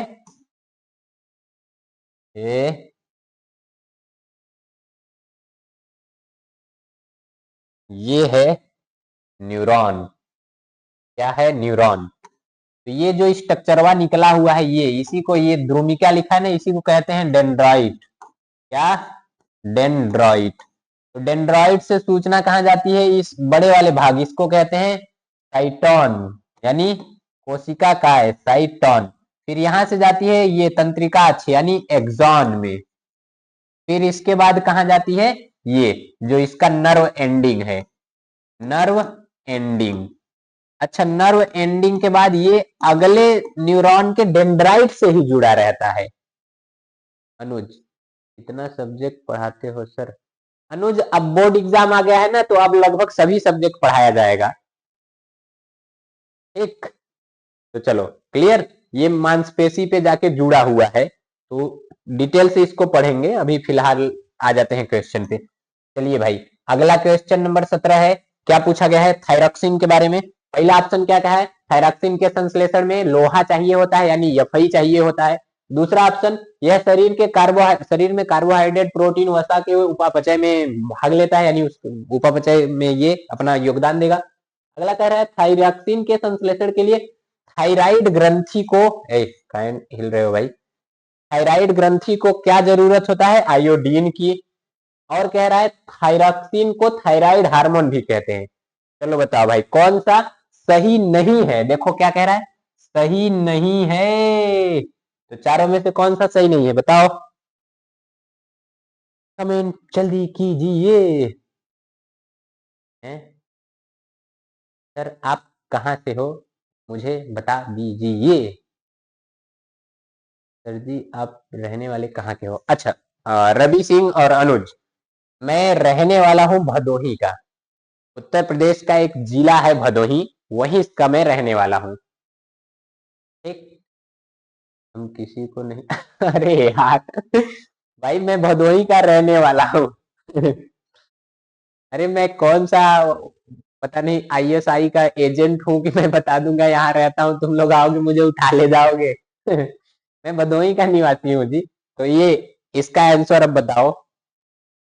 हम किसी को नहीं बताएंगे, बहुत सही अनुज चलिए भाई बताइए। देखो, थायरॉक्सिन के संश्लेषण के लिए लोहा नहीं आयोडीन की जरूरत होती है। किसकी? आयोडीन की। तो ये गलत है, बाकी सब सही है। ये भी सही, ये भी सही, ये भी सही। तो इसका आंसर क्या हो जाएगा? आंसर ये हो जाएगा। कह रहा है ना कि कौन सा थायरॉक्सिन के बारे में गलत है, तो यही गलत है। एक ऑप्शन ए इज करेक्ट। और हम गोरखपुर का, तो गोरखपुर से मेरे सरजी भी थे जी चलो बहुत अच्छी बात है जी। गोरखपुर और भदोही क्या होता है, हम सब इंडिया से हैं चलो बताओ भाई जी। ओहो, एक मिनट रुक जाओ भाई, जरा ऑप्शन हो मेरा भगा। ये थोड़ा सा ऊपर हो जाओ। हाँ, अब आ जाओ, आओ भाई, ये आ गया। चलिए बताइए, कह रहा है ये जो ए है, बी है, सी है, इन सब का क्या नाम है? तो नाम बताना है। और हम जौनपुर से हैं। अरे वाह यार, एकदम पड़ोसी पड़ोसी, सब लोग अगले बगले से हैं, बहुत सही चलिए, तो यहां बताना है। देखो, ये जो ऊपर जाता है ना, इसको कहते हैं प्रांकुर। क्या कहते हैं? प्रांकुर। और ये भविष्य में क्या बनाता है? तना। तो इसको भविष्य का तना कहते हैं। और ये जो मोटा वाला दिखाई दे रहा है बी, इसको कहते हैं बीज पत्र। क्या कहते हैं? बीज पत्र। और जो ये सी नीचे जा रहा है ना, इसको कहते हैं मूलांकुर। क्या कहते हैं? मूलांकुर। और ये बनाता है जड़। तो देखो, ए क्या है? प्रांकुर, बीज पत्र, मूलांकुर। तो बीज पत्र, ये प्रांकुर है, मूलांकुर गलत, प्रांकुर, बीज पत्र, मूलांकुर, यानी कौन सा सही हो जाएगा? Option C. Option C is correct. ठीक, चलो आगे की तरफ बढ़ते हैं। अगला क्वेश्चन, अच्छा ये उसी का जो चित्र है वो दिखाया गया है, तो बड़ा कहो जाओ भाई, देख लें सब लोग। ये देखिए, जो अभी मैं बताया उसी को दिखाया गया है यहाँ। नेक्स्ट क्वेश्चन, चलिए, ये जीव जनन कैसे करते हैं उसके बारे में कह रहा है। अलैंगिक विधि से उत्पन्न संतति में परस्पर अधिक समानता होती है, क्यों? पहला पॉइंट, अलैंगिक जनन में केवल एक ही जनक भाग लेता है, यानी एक ही जनक से कई चिल्ड्रेन पैदा हो तो सब में जनक के ही लक्षण पाए जाएंगे। चलिए, पहला बात सही है। अलैंगिक जनन में युग्मक शामिल नहीं होते। युग्मक मतलब ये अगुणित कोशिकाएं होती हैं। अगर दो युग्मक मिल गए तो दो लोगों का कैरेक्टर लेके आएंगे, लेकिन यहाँ तो एक लोग हैं, तो युग्मक जनन यहाँ होगा नहीं। तीसरा कह रहा है अलैंगिक जनन लैंगिक जनन से पहले होता है, लैंगिक जनन लैंगिक जनन के बाद होता है, इससे कोई मतलब नहीं होता। तो यानी ये कौन सा सही हो सकता है? पहला, दूसरा। यानी पहला दूसरा, ये सही है दोनों, ठीक। यानी ये दोनों के दोनों सही हैं, ये गलत, ये गलत। चलिए अब आ जाइए क्वेश्चन पे, अब जल्दी जल्दी आप लोग आंसर बताना स्टार्ट कीजिए। ये कहा जा रहा है कि एक आहार श्रृंखला में, कहा, आहार श्रृंखला में तीसरे पोषी स्तर पर हमेशा कौन होता है? तो देखिए आहार श्रृंखला में, सर आप यादव हो? अरे यार ये क्या है भाई? मैं देखो, धर्म मेरा है भारतीय, आई एम इंडियन, और जाति है मेरी स्टूडेंट ही समझ लो, टीचर तो अभी नहीं कह सकते। तो यहाँ पर होता क्या है, सबसे पहले सूर्य रहेगा, सूर्य से ऊर्जा लेंगे और खाना बनाएंगे कौन? उत्पादक। उत्पादक को कौन खाएगा? प्राथमिक उपभोक्ता। कौन? प्राथमिक उपभोक्ता। और इसको कौन खा लेगा? द्वितीयक उपभोक्ता। कौन? द्वितीयक उपभोक्ता। इसको कौन खा लेगा? तृतीयक उपभोक्ता। अच्छा अब पोषक स्तर यानी पोषी स्तर देखते हैं। तो ये पहली बार खाना बनाया तो इसको कहते हैं फर्स्ट पोषक पोषी स्तर। क्या कहते हैं? फर्स्ट पोषी स्तर। ये दोबारा खाना खाया दूसरी बार, मतलब इसको कहते हैं सेकेंड पोषी स्तर। ये है थर्ड पोषी स्तर, ये सेकेंड है पोषी स्तर, और ये है थर्ड पोषी स्तर, वो हो जाएगा फोर्थ पोषी स्तर। तो देखिए जो भी उत्पादक को जो खाएगा यानी जो प्राथमिक उपभोक्ता है ये कहलाते हैं शाकाहारी। उत्पादक ये क्या कहलाएंगे? तो ये कहलाएंगे शाकाहारी। और जो शाकाहारी को खा रहा है वो कहलाएगा मांसाहारी। तो इसमें क्या कह रहा है? तीसरे पोषक स्तर, यानी ये देखो तीसरे पोषक स्तर वाले क्या होंगे? तो ये मांसाहारी प्राणी होंगे। क्या होंगे? मांसाहारी प्राणी। उत्पादक यानी जो अपना भोजन प्रकाश संश्लेषण द्वारा बनाए। अपघटक यानी जब जंतु पौधे मर जाएं तो उनके शरीर को तोड़ ताड़ दें, एकदम विघटित कर दें, उसको कहते हैं अपघटक। ये 20 क्वेश्चन ऑप्शनल सॉल्व हो गया। अब इसके जो लिखने वाले हैं वो हम धड़ाधड़ देखते हैं और जल्दी जल्दी देखते हैं, कोई दिक्कत नहीं। अब देखो टाइम कम है, मुझे फिलहाल मतलब घर भी जाना है यहाँ से और ठंडी बहुत ज्यादा है, तो चलिए जल्दी जल्दी देखते हैं। फिजिक्स स्टार्ट कर दीजिए सर। ओके अनुज, चलो भाई लो। अच्छा ये वही आ गया जो मैं बताया था। तो ये क्या है? ये है उत्पादक यानी इसको कहते हैं स्वपोषी, बाकी सब विषम पोषी। तो ये है शाकाहारी, शाकाहारी, और ये है मांसाहारी। क्या है? मांसाहारी, ठीक। तो क्लियर। चलिए आगे की तरफ बढ़ते हैं। ये हैं कुछ क्वेश्चन। क्या है? कुछ क्वेश्चन धड़ाधड़ देख लेते हैं इन सब क्वेश्चन को हम। अरे यार आओ भाई, एक मिनट।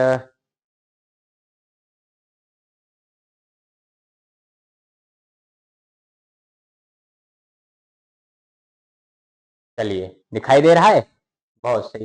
इसमें पहला क्वेश्चन क्या कह रहा है?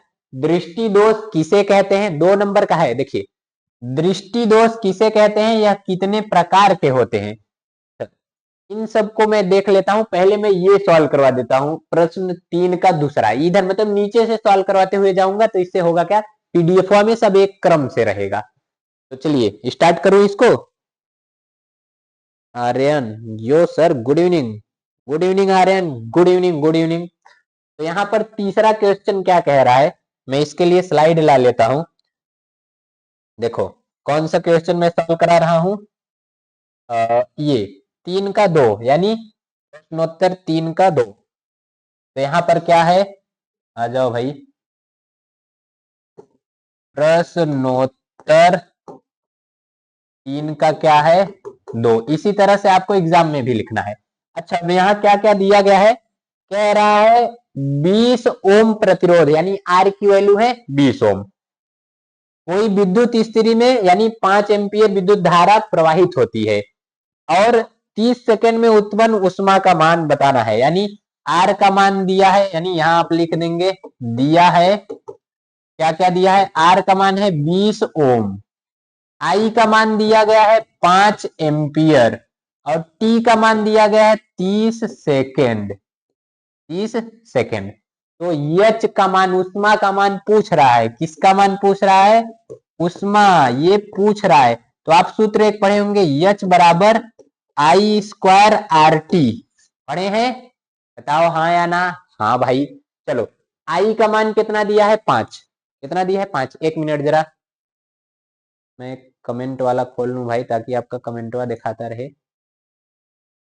चलिए आई का मान इसी पर मैं रखता हूं, आई यानी कि एच बराबर 5, इसका कर दिया स्क्वायर, इंटू आर का मान है 20, लो लिख दिया, इंटू टी का मान है 30। तो देखो 5 पचे 25, गुणे में 20 गुणे में 30, तो देखो इधर 3 दूना 6 2 0 गुणे में 25, अब 25 छक्का 150 2 0 इतना एच, इसका मात्रक होता है जूल। तो लो इतना जूल आ गया, ये आ जाएगा। 2 नंबर का है, मिल गया 2 नंबर, बताओ कोई दिक्कत। Yo sir good evening, good evening, good evening. तो ये क्या था, प्रश्नोत्तर 3 का 2। अच्छा बहुत सही उस्मा, वेरी गुड अनुज, वेरी गुड। अब हम देखते हैं इसके पहले वाला, यानी अब हम ये देखते हैं 3 का 1, और क्वेश्चन क्या कहा जा रहा है, क्वेश्चन में जूल, वेरी गुड, हाँ मात्रक याद रखना जूल। कह रहा है किसी 4 ओम प्रतिरोधक, यानी आर का मान है 4 ओम, से प्रति सेकेंड यानी हर एक सेकेंड, यानी टी का मान है 1 सेकेंड, 100 जूल उष्मा उत्पन्न हो, कितनी जूल, 100 जूल उष्मा उत्पन्न हो रही हो, प्रतिरोध के सिरों पर विभवांतर ज्ञात कीजिए, यानी भी ज्ञात करना है। तो यानी अब देखो इसको लिखोगे क्या, तो अब क्या आ गया, प्रश्नोत्तर कहाँ गया जी, प्रश्नोत्तर संख्या 3 का पहला। अच्छा 3 के पहला में क्या दिया है, तो दिया है क्या, आर का मान दिया है, हाँ 4 ओम, और टी का मान दिया है 1 सेकेंड, कितना 1 सेकेंड, एच का मान दे दिया गया है 100 जूल, कितना 100 जूल। क्या पूछ रहा है, भी का मान पूछ रहा है। तो देखो सूत्र क्या पढ़ोगे, यानी ऐसा सूत्र लगाओ जिसमें क्या, भी का मान मतलब ये सब सबका रिलेशन आता रहे। तो आप पढ़े हैं कि एच बराबर होता है भी स्क्वायर टी अपान में आर, बोलो भाई पढ़े हो, हाँ पढ़े हो। अच्छा अगर मैं इसी में एच का उधर करा दूं गुणा और टी को भेज दूं वो पलटी, यानी ये क्या हो जाएगा, एच आर बराबर में भी स्क्वायर टी। अब टी को उधर भेज दूंगा तो भी स्क्वायर बराबर क्या बन जाएगा, भी स्क्वायर बराबर हो जाएगा एच इंटू आर बटे में टी। चलो मान रख दो, एच का मान है 100 गुणे में आर का मान है 4, टी का मान है 1, यानी भी स्क्वायर, भी स्क्वायर तो 100 गुणे 4 यानी 400। अच्छा स्क्वायर हटाओगे तो रूट लग जाएगा, तो लो भैया, तो ये कितना हो गया, रूट में 400। तो इसको क्या लिख सकते हो, बताओ भाई क्या लिख सकते हो इसको, वेरी गुड, वाह वेरी गुड अनुज। तो इसको लिख सकते हो 20 गुणे 20, यानी रूट में कोई 2 बार रहता है तो एक बार बहरे आ जाता है। तो भी का मान कितना हो गया 20, और इसका मात्रक क्या होता है 20 वोल्ट। तो ये है विभवांतर, अनुज 20 वोल्ट, वेरी गुड अनुज। चलो भाई अगला देखते हैं। अच्छा ये तो न्यूमेरिकल था, देख लिए। अब क्या कह रहा है, 3 हो गया है। अब हम देखते हैं 2 का दूसरा, अवतल दर्पण उत्तल दर्पण के उपयोग, लो और कितना सरल है, 2 का दूसरा यानी प्रश्नोत्तर संख्या 2 का दूसरा क्या कह रहा है, उत्तल दर्पण के उपयोग लिख लेते हैं, उत्तल दर्पण के उपयोग। देखो कितना शार्ट में बढ़िया से लिख सको, तो कहां लिखते हैं, वाहन के साइड मिरर में, साइड मिरर में, ये पहला उपयोग हो गया। दूसरा स्ट्रीट लाइट में, स्ट्रीट लाइट में, तीसरा लाफिंग गैलरी में, लाफिंग गैलरी में। और क्या है, अवतल दर्पण के उपयोग, तो लो अवतल दर्पण के उपयोग। तो क्या क्या होता है देखो, टार्च में कहा गया, टार्च में, सर्च लाइट में, सर्च लाइट में, हेडलाइट में, हेडलाइट में, और तो सौर भट्ठी में, सौर भट्ठी में। इसके अलावा तो देखो जो दंत विशेषज्ञ होते हैं, अभी यही क्वेश्चन पूछा गया था ना, दंत विशेषज्ञ इसी का उपयोग करते हैं, दूरबीन उर्बीन में सब इसी का उपयोग होता है। शिवलाल पांडे, हाय सर कैसे हैं, क्या है शिवानी पांडे, हाय सर जी, हाय शिवानी, बढ़िया है जी। तो ये देखो दर्पण यानी उत्तल दर्पण का उपयोग इधर, अवतल दर्पण का उपयोग इधर। 2 नंबर का है और देख लो कितना आसानी से लिख लिए 2 नंबर। एग्जामिनर के पापा चेक करेंगे तब भी 2 नंबर तुमको देख कर रहेंगे। तो ये क्या है, दर्पण के उपयोग। तो ये हो गया। अब देखो इसी में एक क्या कह रहा है, क्वेश्चन है 2 का 1, और क्वेश्चन क्या है, उत्तल लेंस को अभिसारी लेंस क्यों कहते हैं, उत्तल लेंस को अभिसारी लेंस क्यों कहते हैं। तो चलो देख लेते हैं। आई शिवानंद पांडे, अच्छा हेलो शिवानंद। तो उत्तल लेंस को अभिसारी लेंस क्यों कहते हैं, यानी 2 का हो गया। तो प्रश्नोत्तर संख्या 2 का पहला। तो देखो ये है उत्तल लेंस, इसी तरह का रहता है। तो जब भी यहाँ कोई प्रकाश किरण आती है, मान लो इधर से ऐसे प्रकाश किरण आई, यहां से प्रकाश किरण आई, यहां से प्रकाश किरण आई, तो ये क्या करता है, सभी प्रकाश किरण को एक पास ला देता है। क्या करता है, सभी प्रकाश किरण को एक पास ला दे रहा है। यानी आप क्या लिखेंगे कि उत्तल दर्पण, नहीं उत्तल लेंस, ये क्या है, उत्तल लेंस। तो लिखेंगे उत्तल लेंस से गुजरने वाली प्रकाश किरण एक जगह पर एकत्रित होती हैं, एक बिंदु पर, एक बिंदु यानी फोकस पर एकत्रित होती हैं,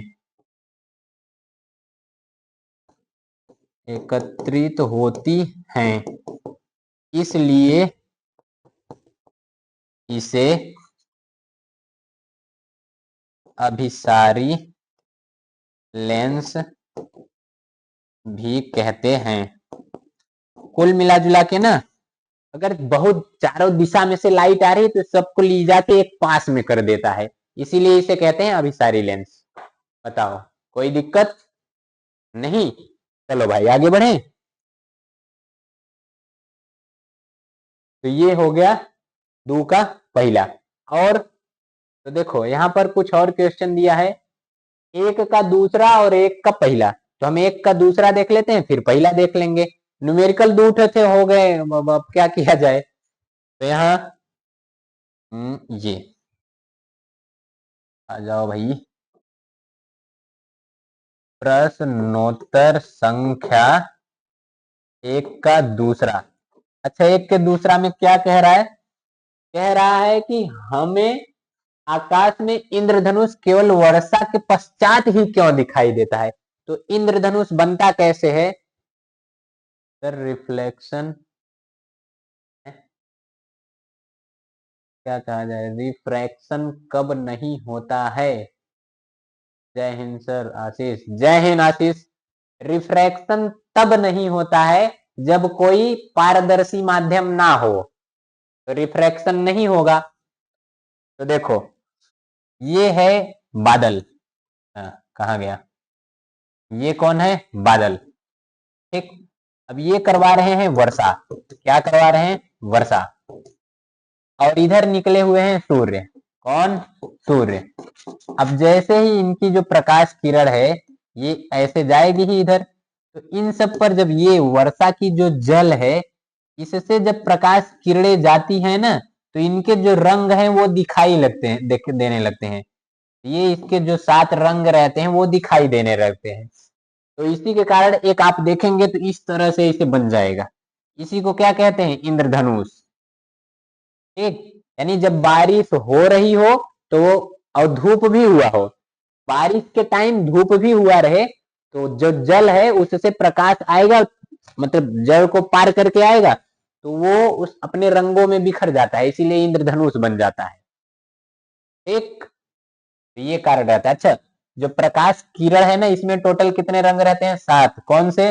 बिब ग्योर, तो याद रखिएगा, बिब ग्योर, यानी इधर वायलेट, इंडिगो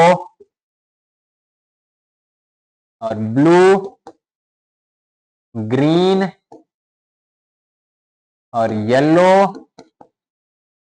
ऑरेंज और ये रेड। अच्छा, इसमें से सबसे ज्यादा प्रकीर्णन किसका होता है? तो सबसे ज्यादा स्कैटरिंग किसका होगा? तो वो हो जाता है ब्लू का। किसका? इसका। और सबसे कम प्रकीर्णन होता है रेड का, इसीलिए इसे खतरे के सिंबल में भी उपयोग करते हैं। थोड़ा जल्दी जल्दी पढ़ाइए सर, बस बस जल्दी जल्दी चल रहे हैं सर। जय हिंद। जय हिंद आशीष, जय हिंद भाई। चलो भाई और तेजी से थोड़ा स्पीड बढ़ाते हैं, आप लोग जरा एक बार शेयर कर दीजिए सबको क्लास आगे की तरफ। अच्छा, अब ये क्वेश्चन हो गया भाई, आगे बढ़ो। चलिए, इसमें क्या कह रहा है? अब हम लिखवाने की वजह ऐसे बताते हुए चल रहे हैं क्योंकि पूरा करना है ना। तो क्या कहा जा रहा है? कह रहा है दो चुंबकीय बल रेखाएं एक दूसरे को परिच्छेद मतलब काटती नहीं है, क्यों? तो कारण ये है, जब भी दो चुंबकीय बल रेखाएं एक दूसरे को काट देंगी, जैसे समझो ये क्या है, ये है कोई चुंबक। ए भाई अब एक काम करो, यहाँ हो जाए व्हाइट। ये है कोई चुंबक, यहां से चुंबकीय, ये नॉर्थ ये साउथ, तो इधर से निकलकर इधर आई, इधर से निकलकर इधर गई। अगर मान लो किसी एक पॉइंट पे इसे जाके काट दी, तो ये जो पॉइंट है इसी को मैं थोड़ा जूम कर देता हूं, एक ऐसे है एक ऐसे, ये देखो एक ही बल रेखा यहीं पर इसकी दो दिशा हो जाएगी कि नहीं? तो ये एक दूसरे को इसलिए नहीं काटती कि एक ही पॉइंट पे उसकी दो दिशा पॉसिबल नहीं है, इसीलिए दो चुंबकीय बल रेखाएं एक दूसरे को नहीं काटती, ये है कारण। अगला क्वेश्चन देखो क्या कह रहा है, चुंबकीय बल रेखाओं के गुण। तो चुंबकीय बल रेखाएं उत्तरी ध्रुव से निकलकर दक्षिणी ध्रुव की ओर जाती हैं और चुंबक के अंदर दक्षिणी ध्रुव से उत्तरी ध्रुव की ओर जाती हैं, और दो चुंबकीय बल रेखाएं एक दूसरे को कभी नहीं काटती हैं। ये एक वक्र बनाती हैं, जहां से निकलती हैं वहां इनकी तीव्रता कम रहती है, बीच में जाके इनकी तीव्रता ज्यादा हो जाती है। तो ये उनके गुण हैं। अब क्या कह रहा है, किसी चुंबकीय क्षेत्र में स्थित विद्युत धारावाही चालक पर आरोपित बल कब अधिकतम होगा? तो आप लोग एक फार्मूला पढ़े होंगे, क्या? एफ बराबर आई बी एल साइन थीटा। तो जब भी देखिए थीटा का मान क्या रहे, 90 रहे, तो उसी टाइम पे क्या होता है, ये जो आ गया बल है ये ज्यादा रहेगा, थीटा का मान अगर 90 है। ये कीजिए अथवा ये कीजिए, दोनों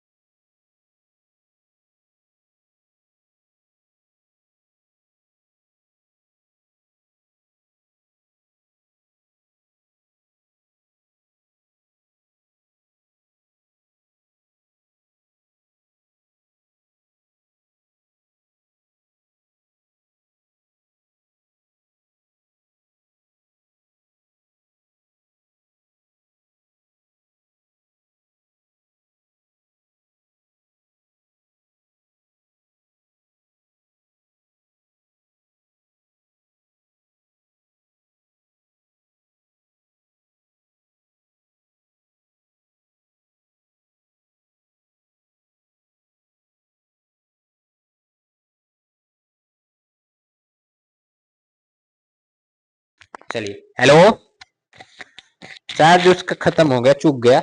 अब आगे बढ़ते हैं, अब सुनाई दे रहा होगा। चलो देखो, पहला कहा गया था कि तनु सल्फ्यूरिक अम्ल जिंक, दानेदार जिंक से क्रिया करता है, तो ये बना रहा है जिंक सल्फेट और हाइड्रोजन, ठीक। दूसरा में हाइड्रोक्लोरिक अम्ल मैग्नीशियम के साथ क्रिया करके मैग्नीशियम क्लोराइड और हाइड्रोजन बना रही, क्यों? क्योंकि सक्रियता श्रेणी में जिंक और मैग्नीशियम हाइड्रोजन के ऊपर है, इसलिए हाइड्रोजन को उसके विलयन से भगा देते हैं।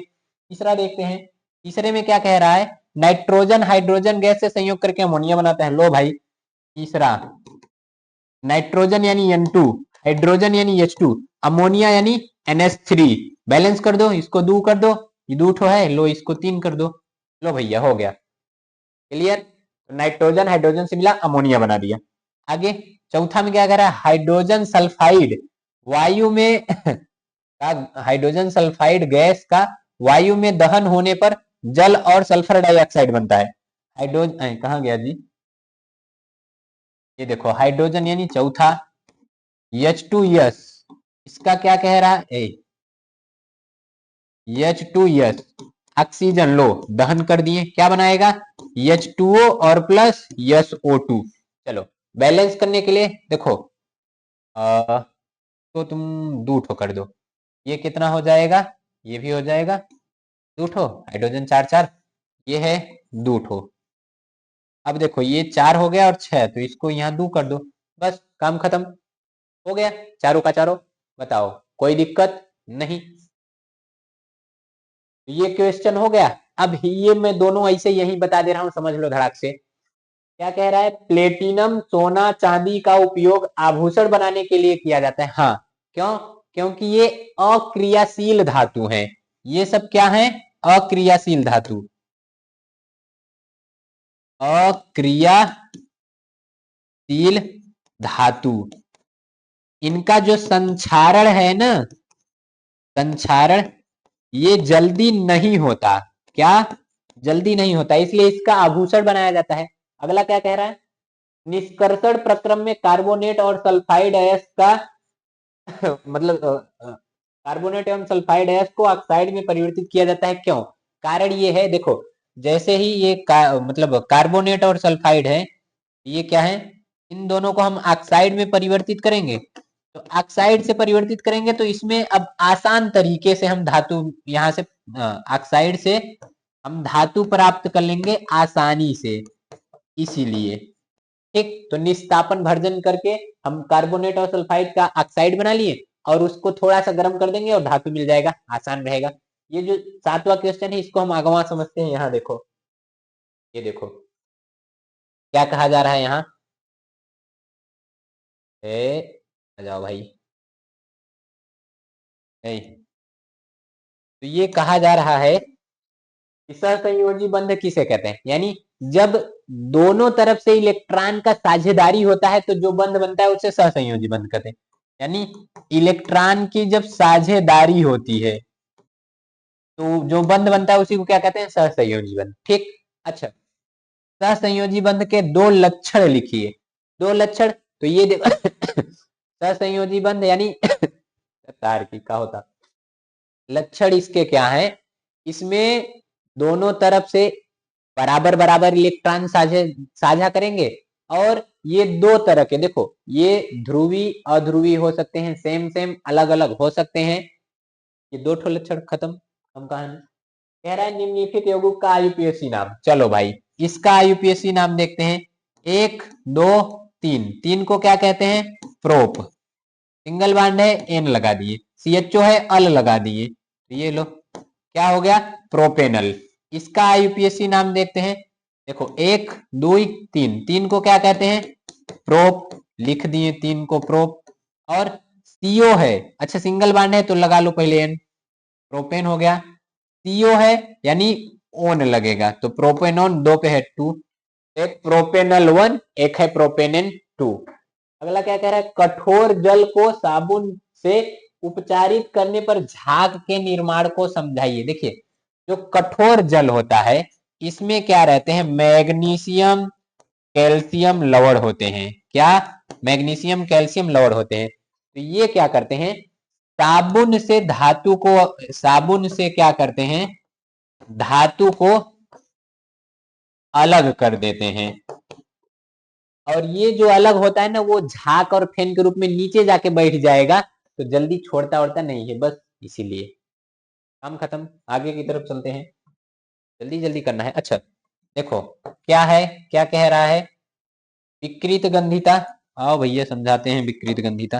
देखो जब कोनो तेलहा मसाला भोजन बना दिए, जैसे पनीर बना दिए, मार तेल मार मसाला रख दिए, अब हम रख दिए, सोचे परसों खाएंगे, लेकिन जब परसों देखे तो महक गया है, उसके स्वाद में परिवर्तन आ गया, गंध में परिवर्तन, इसी को कहेंगे विकृत गंधिता। ठीक, तो विकृत गंधिता हो गया।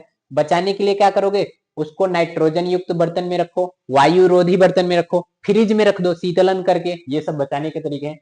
रेडॉक्स अपक्रिया, रेडॉक्स देखो ये होता क्या है, रेडॉक्स यानी रेड प्लस ऑक्स। रेड का मतलब होता है रिडक्शन, क्या होता है, रिडक्शन। ऑक्स का मतलब होता है ऑक्सीडेशन, यानी ऐसी अभिक्रिया जिसमें ऑक्सीकरण अपचन दोनों एक साथ संपन्न हो, उसे कहते हैं रिडक्शन। हो गया, लिख दो भैया, कुछ लिख दो, H2Cl2 मिलकर HCl बन जाए, ये हो गया। FeO2 मिलकर Fe2O3 हो जाए, ये सब इसके एग्जाम्पल ही हैं। एस्टरीकरण अपक्रिया, एस्टरीकरण अपक्रिया में क्या होता है, CH3COOH की क्रिया करा दो C2H5OH से, तो ये देखो ये अम्ल के उपस्थिति में होता है, किसके, अम्ल की उपस्थिति में, तो ये बना लेता है CH3COO C2H5 और प्लस H2O, ये है एस्टर। एस्टर में नाम क्या है, एथिल एसीटेट, तो इसी को कहते हैं एस्टरीफिकेशन अपक्रिया। बस एस्टर बन गया, एस्टरीफिकेशन अपक्रिया। बताओ कोई दिक्कत इतने में नहीं। चलो आगे की चलो बढ़ते हैं, अथवा में था ये। अच्छा यहाँ देखो क्या कहा गया है, यहाँ कहा जा रहा है कि जैव निम्नीकरण और गैर जैव निम्नीकरण पदार्थ के बीच अंतर बताइए। तो जैव निम्नीकरण यानी जिसका जो सूक्ष्म जीवों द्वारा अपघटन हो जाए, उसी को कहते हैं जैव निम्नीकरण। अजैव या गैर जैव निम्नीकरण यानी जिसका सूक्ष्म जीवों द्वारा अपघटन ना हो पाए, उसी को कहते हैं अजैव निम्नीकरण। इसमें जो साग सब्जी आ गए हैं, देखो क्या आते हैं, जिस सब्जी है, सब्जी इसमें आ जाएगा, और इसमें प्लास्टिक, प्लास्टिक ये इसका एग्जाम्पल हो जाएगा। ये प्रदूषण नहीं उत्पन्न करता, ये प्रदूषण उत्पन्न करता है, तो ये दोनों में अंतर, दो ठो कहा था, लिख दिया गया उदाहरण के साथ। निम्नलिखित चित्र में अंतःस्रावी ग्रंथि है, देखो ये जो ए है, ए क्या है, ए है पीयूष ग्रंथि, कौन सी ग्रंथि है, पीयूष ग्रंथि। और ये जो बी है ना, बी को कहते हैं पीनियल ग्रंथि, क्या है, पीनियल ग्रंथि, कौन, बी, पीनियल ग्रंथि। और तो यहाँ देखो सी कहा गया है, सी, सी है ये थायराइड ग्रंथि, कौन सी ग्रंथि, थायराइड ग्रंथि। और एक डी है, देखो क्या, डी, तो डी है थाइमस ग्रंथि, कैसे लिखा जाएगा जी, थाइमस ग्रंथि। ये नाम देखो कहा गया था, नामांकित कीजिए, नाम लिख दिए, हो गया, मिल गया 4 नंबर। बड़ी बाप रे, इतना सा लिखने का 4 नंबर। एस के न्यूज सर जी, एस के न्यूज जी। और भैया कैसे हैं? चलिए क्लियर हो गया, ये 9 हो गया, बढ़ते हैं 10 की तरफ।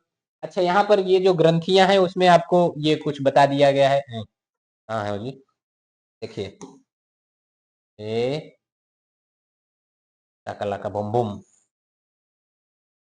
ये इधर देखिए, ये है मेल, ये है फीमेल में, ये देखिए पीनियल ग्रंथि, पीयूष ग्रंथि। अच्छा यहाँ मैं उल्टा बता दिया क्या जी, पीयूष नहीं, सही आया है जी, ये देखो यहाँ से गया है ना, हाँ तो ये पीयूष, ए कहाँ से गया है, यहाँ से, और बी है यहाँ, सही बताया है जी, वेरी गुड, सही है। ठीक, तो देखो अवटू यानी इसी को कहते हैं थायराइड ग्रंथि, क्या, थायराइड ग्रंथि। परा ऑटू ये है पैराथायराइड ग्रंथि, पैराथायराइड ग्रंथि। ठीक, तो ये सब ग्रंथियों का नाम है, पोजीशन है, आराम से सर जी फिजिकल के बारे में तो विस्तार से बताइए भैया, साल साल करवा रहे हैं पीनियल ग्रंथि के बारे में। हाँ हाँ, पीनियल ग्रंथि के बारे में थोड़ा विस्तार से बताएं ग्रंथि पर देखो, चलिए अच्छा ठीक, देखिए ये पीयूष ग्रंथि है जो, ये इसे ग्रंथि का ग्रंथि कहते हैं, यानी मास्टर ग्लैंड कहते हैं। क्यों? क्योंकि ये पूरे ग्रंथि को कंट्रोल करती है। ये जो पीनियल ग्रंथि होती है ना, ये स्पेशली प्रोटीन निर्माण को एकदम मतलब कंट्रोल करती है। ये जो हाइपोथैलेमस दिखाई दे रहा है, इसको ग्रंथि का दादा कहते हैं, यानी मास्टर ग्लैंड कहते हैं पीयूष को। ग्रैंड यानी master of master gland hypothalamus, ये उसको कंट्रोल करेगा। ये दोनों देखो, तीनों कहाँ है? ब्रेन में। ये तीनों की तीनों ग्रंथियां पाई जाती हैं ब्रेन में। पीनियल ग्रंथि याद रखिए, जैसे जैसे एज बढ़ती जाती है ना, पीनियल ग्रंथि की क्रियाशीलता कम होती जाती है। अर्पित, सर मेरा भी नाम ले लो। अर्पित, अरे भाई नाम ले लिए अर्पित अरे कहाँ गया जी मेरा ये? तो इसी ग्रंथि के बारे में कहाँ तार की मन हो गया। चलिए अब क्लास खत्मी खत्मा की ओर पे है। हाँ, ये जरा मैं जल्दी से खत्म करूं, अभी मुझको जाना भी है। देखिए, ये जो ब्रीसड है टेस्टोस्टेरोन हार्मोन स्राव करेगा, और इधर कहाँ है? ये अंडाशय प्रोजेस्टेरॉन हार्मोन स्राव करता है, याद रखिएगा। इस पर मैं एक चार्ट दे दे रहा हूँ, आराम से आप लोग ये पढ़ लीजिएगा। इसमें देखिए कौन सी ग्रंथि का क्या कार्य है, ये दिया गया है। ये आप लोग आराम से पढ़िएगा, ये सब मैं पढ़ा चुका हूँ, तो यहाँ तो मैं सॉल्व करवा रहा था, वो था। आगे लास्ट में देखिए ये क्वेश्चन में क्या कह रहा है, क्वेश्चन नंबर 10। क्वेश्चन नंबर 10 में आप लोग ये पढ़ लीजिएगा, मैं डायरेक्ट आंसर बता देता हूँ। क्वेश्चन में पहला क्वेश्चन क्या है? लिंग निर्धारण वंशानुगत कैसे होता है? देखिए, जो माता पिता से गुणसूत्र आते हैं वही लिंग निर्धारण करते हैं, इसलिए ये वंशानुगत है। अगला कह रहा है मानव मानव में बच्चे का लिंग निर्धारण कैसे होता है? तो देखिए, जो मादा है उसका रहता है यक्स यक्स, पुरुष का रहता है यक्स वाई। अगर इसका यक्स इसका यक्स क्रिया किया तो ये बन गई लड़की। क्या बन गई? लड़की। और अगर इसका यक्स इसका वाई क्रिया किया तो ये बन गया यक्स वाई, और ये हो गया लड़का। ठीक, तो जब भी मादा का यक्स गुणसूत्र पुरुष का यक्स गुणसूत्र मिलता है तो लड़की बनती है, मादा का यक्स पुरुष का वाई मिलता है तो लड़का बनता है। लिंग निर्धारण के लिए स्पेशली जिम्मेदार होता है जनक, यानी फादर, मतलब पिता जिम्मेदार होता है। आगे की तरफ बढ़ते हैं।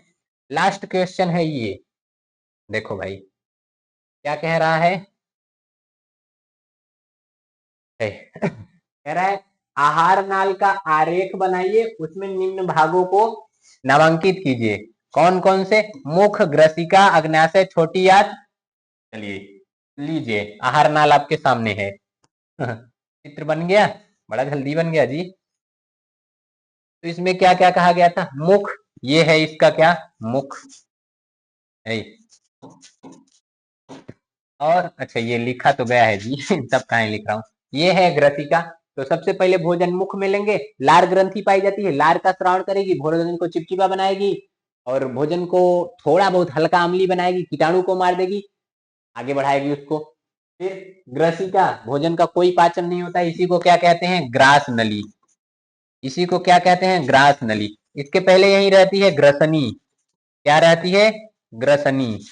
ठीक, फिर उसके बाद यहाँ अमाशय, फिर ये क्षुद्रांत यानी छोटी आंत, फिर बृहद्रांत, उसके बाद बाहर निकल जाता है। ये हो गया। आपको डाइजेशन पढ़ना रहे, सर्च कीजिएगा डाइजेशन बाय बायोकेम सर, आ जाएगा, डिटेल से आराम से पढ़िएगा। आगे बढ़ते हैं। अगला क्वेश्चन उसी में क्या कहा गया था? अथवा करके स्त्री केसर, देखिए किसका? स्त्री केसर का स्वच्छ एवं नामांकित आरेख बनाइए, उसमें पराग नली की वृद्धि और बीजांड में प्रवेश को दिखाइए।